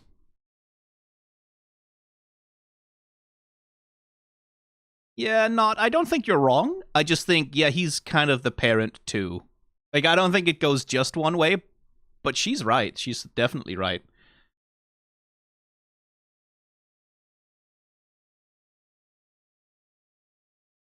And again, this is...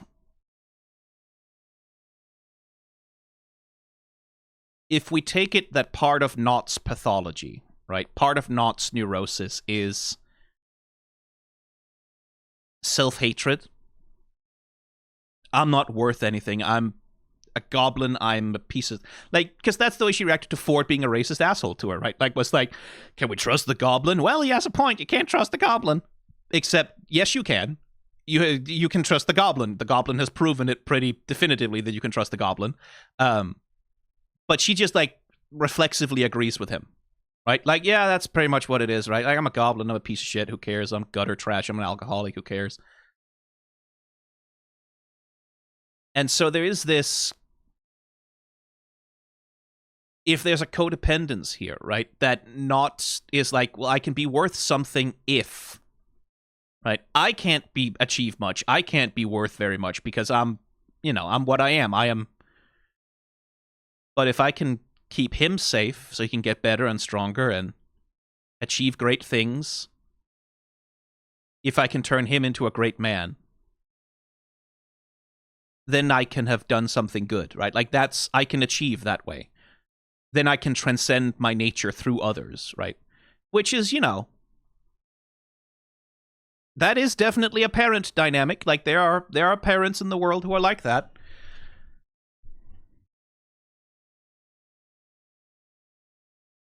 And it's not necessarily a healthy way to think. I don't think I need to spell that out. Because it's the sort of thing that sounds very noble on the surface, right? I protect him, and he'll be a great man someday. I take care of him, right? I can make something great out of him. I can help him. Those are noble things. But if it comes from a position of, this is the only way I can be worth anything in the world, this is the only way I can justify my own existence, this is the only way I can leave anything of value or worth behind, if it comes from that emotional place, then it could turn real bad real fast. Then it could become not a very healthy dynamic at all, in fact. I'm not 100% saying that that's for sure what's going on with Nott, but that feels like what the story is gesturing towards.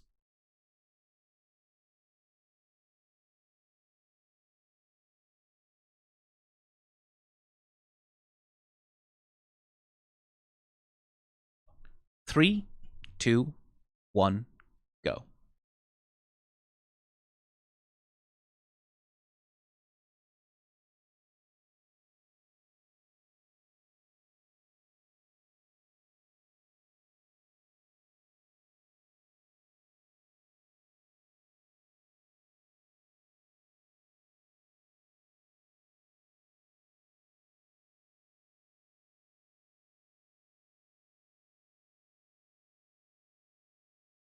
No.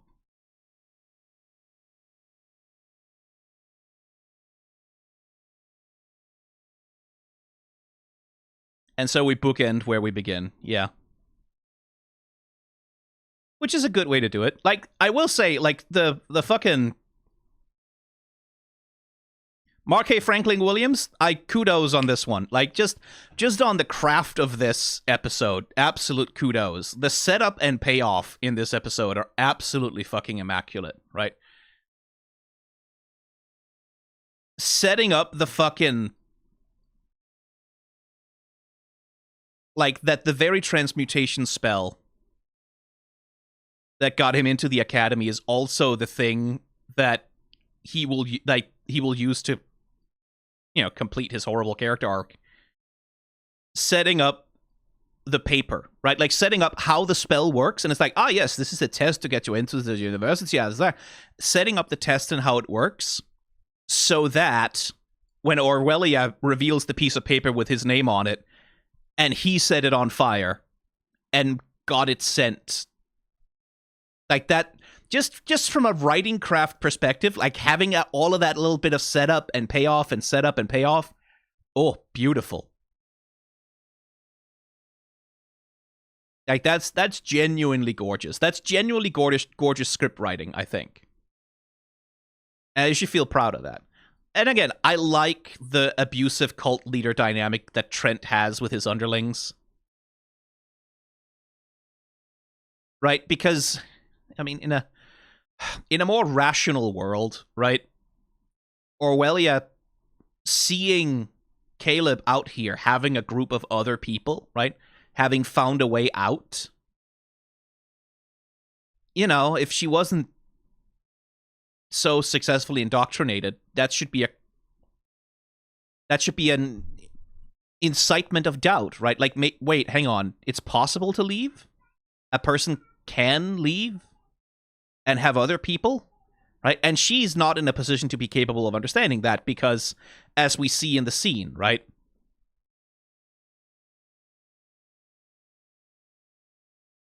When she's talking to him, she's talking to herself as well. Like, she's reinforcing to herself the cult dynamic as much as she's trying to bring him back into it.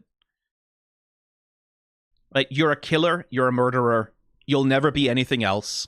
The only place you can ever call home, the only place you'll ever have a home, is with us, is with Father, who still loves you. And of course, like, if Caleb went back 50-50, that Trent would immediately kill him. Actually, no, probably not. If Caleb actually ended up going back, I think Trent might keep him around and alive. Not healthy or happy, but around and alive, just because, like, oh, okay, that one has broken so severely. Like, that one will probably never find the courage to leave again.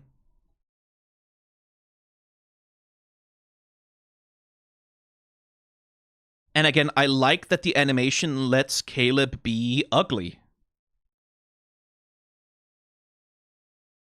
He is in this scene a monster. Right? It's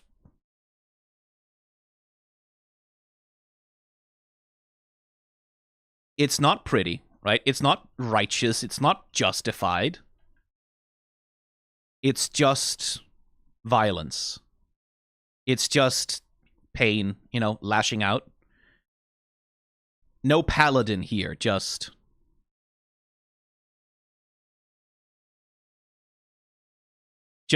God knows how many years of self-hate and torment and suffering coming out all at once without any control, without any restraint whatsoever. Because when you're like, and it's like, I'm not blaming him given what he's been through, that he doesn't handle this particular interaction with, you know, calm and rationality and grace.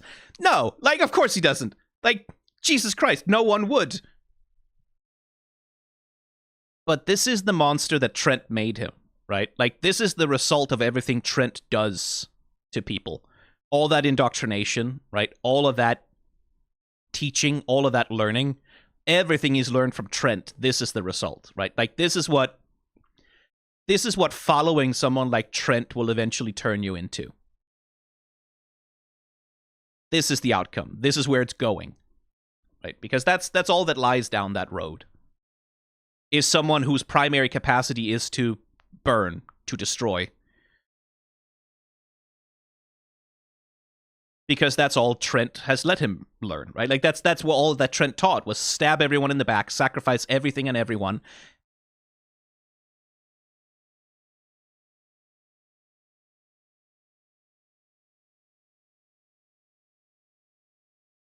And it's interesting that that's, like, so that's the thing Caleb struggles with, right? Like, he has all of this shit in his head. All of this cult indoctrination. All of these learned patterns of behavior that he's struggling with, that he's struggling against, right? That's one of the things with his relationship with Nott that casts that in a new light, right? Caleb is making very deliberate choices not to be what Trent made him. He's making very deliberate choices to be kind, right? Like, to be reasonable, gentle when he can. He's making very deliberate choices, like to not take the lessons that Trent taught him to heart. Doesn't always work, because sometimes a trauma trigger arrives and then, you know, shit goes sideways, but he's making very deliberate choices not to be that man anymore. And I think his relationship with Nott is a good example of it. So yeah, like, fucking props to Mark K. Franklin Williams, because that's just, structurally speaking, that is just an incredibly elegant script.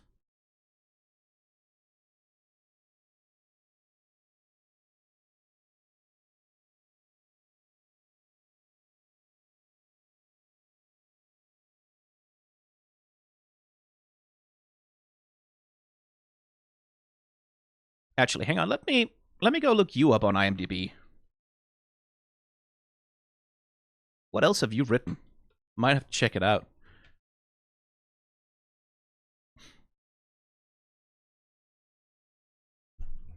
Oh, hello.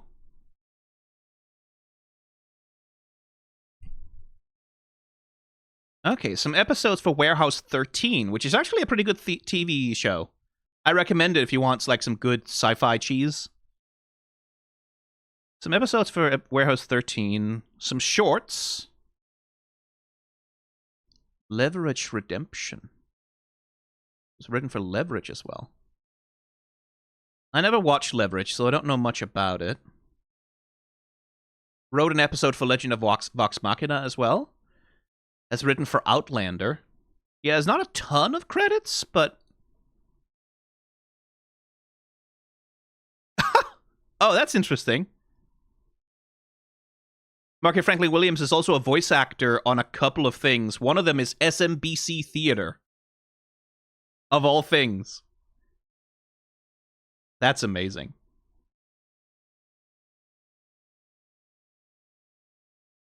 Let's see. Yeah, some producer credits. Yeah, not a massively long credits list, at least not on IMDb, but like... Shit, like if this guy was a writer on Leverage, I might have to check some of those episodes out, because this was genuinely an immaculately constructed episode. Just in the technical craft of putting together a narrative that has like these little anchors and these little marking bits that like come around and pay off.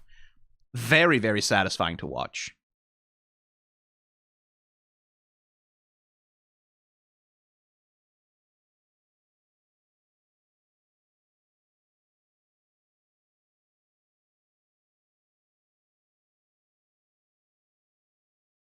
Also, credit, of course, to the director.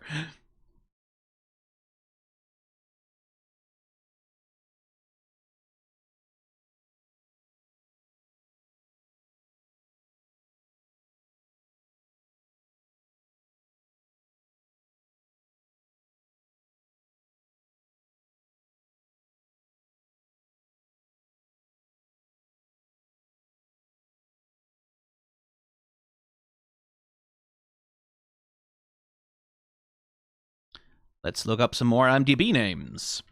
It's always fun to look up the credits. Henrik Birch. There's a couple of those, but it is this one. Yeah. Let's see. Henrik Birch.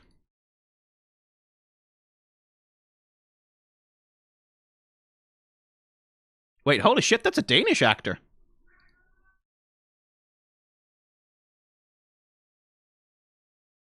Hang on a minute. Let's see. Lykkeper i 89. Oh. Edderkoppen. He was an edderkoppen. Cool. Taxa? Det rigtige menneske. De udvalgte en kærlighedshistorie. Forsvar Rossum. Lots of Danish movies and TV shows. Rene hjerter. An Appeal. The TV series for 28 episodes. Damn. Bingoland. Nothing's All Bad. Lysvågen. Borgen. 4 episoder. The Killing. Well, the original anyway. Drabel. Lille mand. TV Grand Danois. Nordskov. Når det rammer.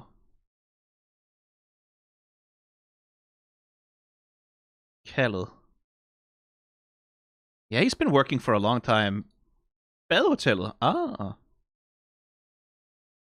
Hvem fanden spillede han? Han spillede Arne Kokholm på Badehotellet. Okay. Yeah, The Dinner. Minkavlerne. Really? On that one? Okay. Huset var han i. Well, damn. Yeah, that's a, I like, now that I see pictures of him, I do recognize him. That's a working Danish actor.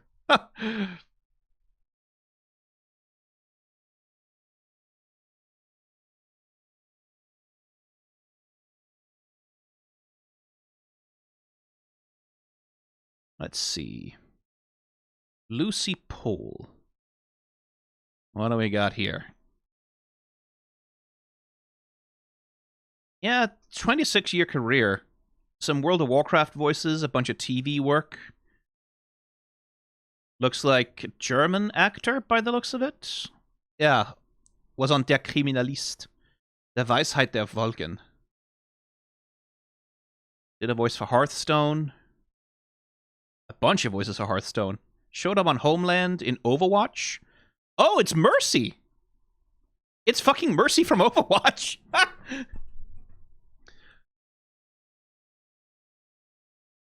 As well as a bunch of other voices for Blizzard, yeah. Some TV work, some movie work. Red Dead Redemption, Diablo 2, Resurrected, the Resurrected version. Gotham Knights, Starfield, Megamind Rules, Concord, well, R.I.P.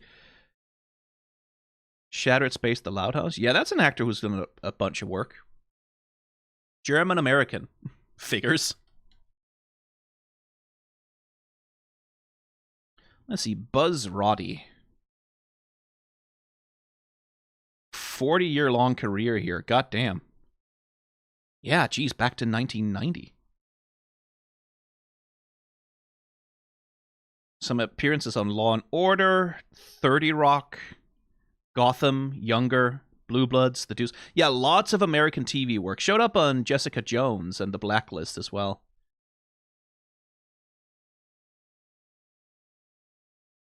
Russian Doll, Welcome to Chippendales. Best Medicine. Yeah, that's a long career. Not a million credits on it, but a long career of work. Of just work.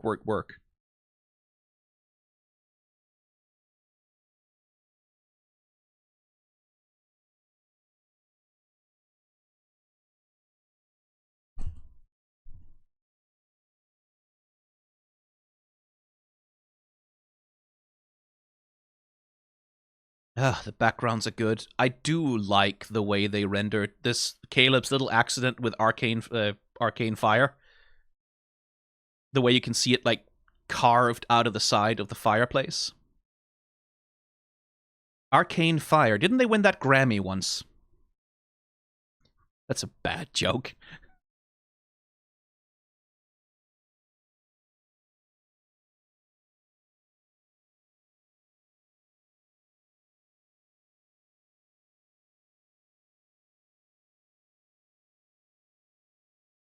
DR Movie did the animation services for this one. So that's them again, yeah.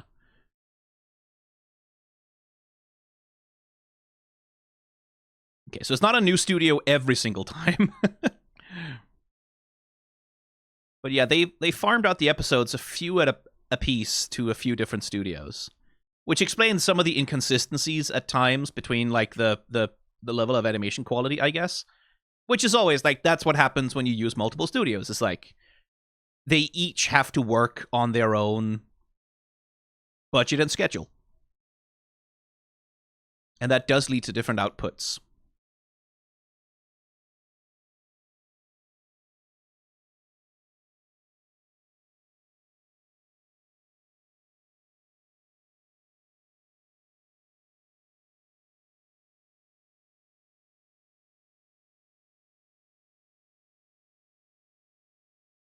Which is like, that's the push and pull of all animation always. There's always a push and pull, right? Like, there's always that push and pull of how much budget do we have versus how much do we want to achieve. Well, that's the end of that. That's the end of episode 5. Yeah, I can see why people were like... I can see why people were pointing that one out as like the one, right? Like the one that like the one that gets to people. I can see why. Oh boy. It was the cat that got me. It was the cat that got Caleb, but it was the cat that got me.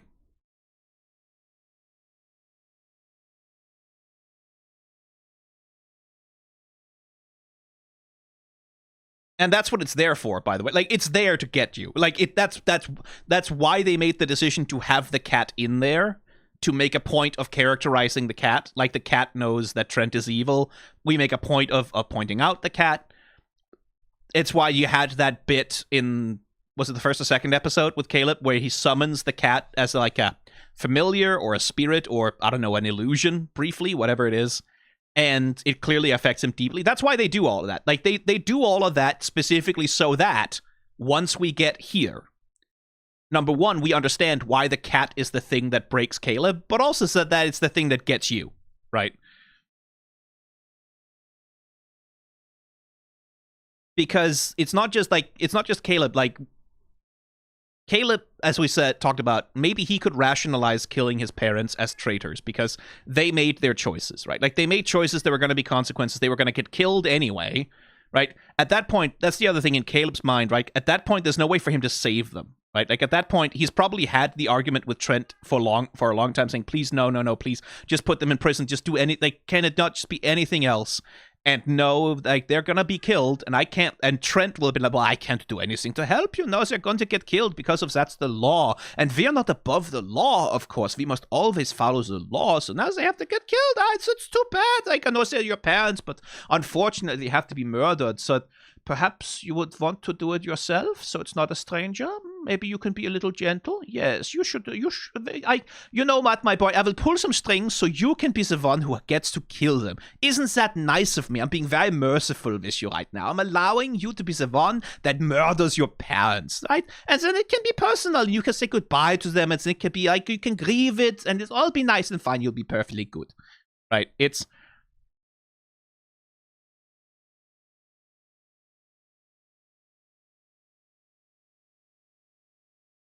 He literally proposed the consequence. That's the other thing, right? Like, it's like Trent led him into that trap too, right?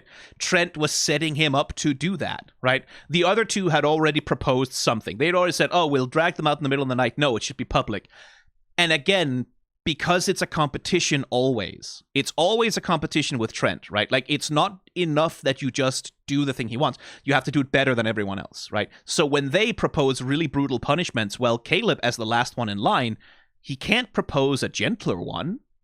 He can't propose, I mean, we put them on trial and then, like, we'll give them a long prison sentence. He can't say that because that's pulling back, right? Like, that's not being ambitious. That's not pushing forward. That's not, right? He has to be like, so when, without really thinking, he says, yeah, what if we just burn their entire village and all their fields? He has to, because Trent has engineered a situation where that is the only acceptable answer. The only acceptable answer is more extreme. Right? And so Trent is leading him into a situation where he's engineering a situation for Caleb to get rid of his attachment to his family so he can be completely dedicated to the cult. Right? That's what Trent is doing. He's engineering a situation where his little tool, his little soldier, can lose all connection to the outside world, only have Trent and the cult left to live in. And the thing that Trent wasn't counting on, I suppose, the thing that Trent just didn't calculate was that the cat would be there.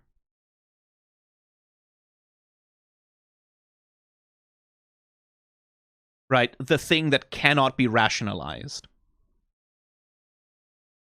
The action that cannot be rationalized. There is no, like, yeah, there is no rationalizing that. There is no going, well, the cat deserved it. No, it's a cat.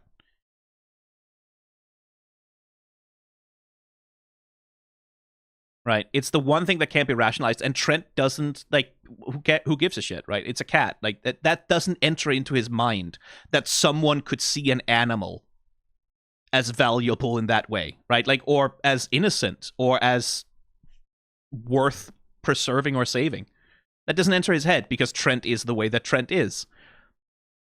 What a good villain. What a very good villain. Because I want that man dead. I want many holes in him. Just truly, just start perforating him from the crotch and then just go outwards, right? You know, just, oh, he needs to die. He needs to die a lot. He needs to die real bad. He needs to die very badly. It needs to be like just like a miserable, just a painful, long, extended. And he needs to do it to himself, right? Like, either Caleb gets to do it, or else he needs to do it to himself. Else it needs to be entirely his own fault. All of his own house of cards coming crumbling down on top of him. And then just the most painful, extended, long, difficult. The thing they're setting up for, I suppose, is that the artifact will take him, right? Like, because he has he has this relic, and he thinks he can control it, and it's a source of power, and then eventually it turns on him and eats his soul or whatever, sends him into eternal hell torment or something. That's the classic way that it goes for a villain who like steals a powerful artifact and is like, I can use it as a weapon. No rituals, I'll just blah. Right? Like, it's the usual thing is they overextend themselves and then shit goes wrong. Because that's what happened in the scene with Essek, right? Like, he grabbed the relic, he was so excited by power, he lost sight of anything as such as consequences, and then he pushed himself too far until the relic lashed out at him, right? My assumption is that that's how he's gonna go, is that he's once again gonna get pushed and he's going to grab the relic, last-ditch effort, going to try and push it as far as it'll go, and then it goes, yeah, no, a new hand has touched the beacon, and you're going to oblivion, my friend. I'm taking you to space, Alabama. No, space, Ohio, that's worse.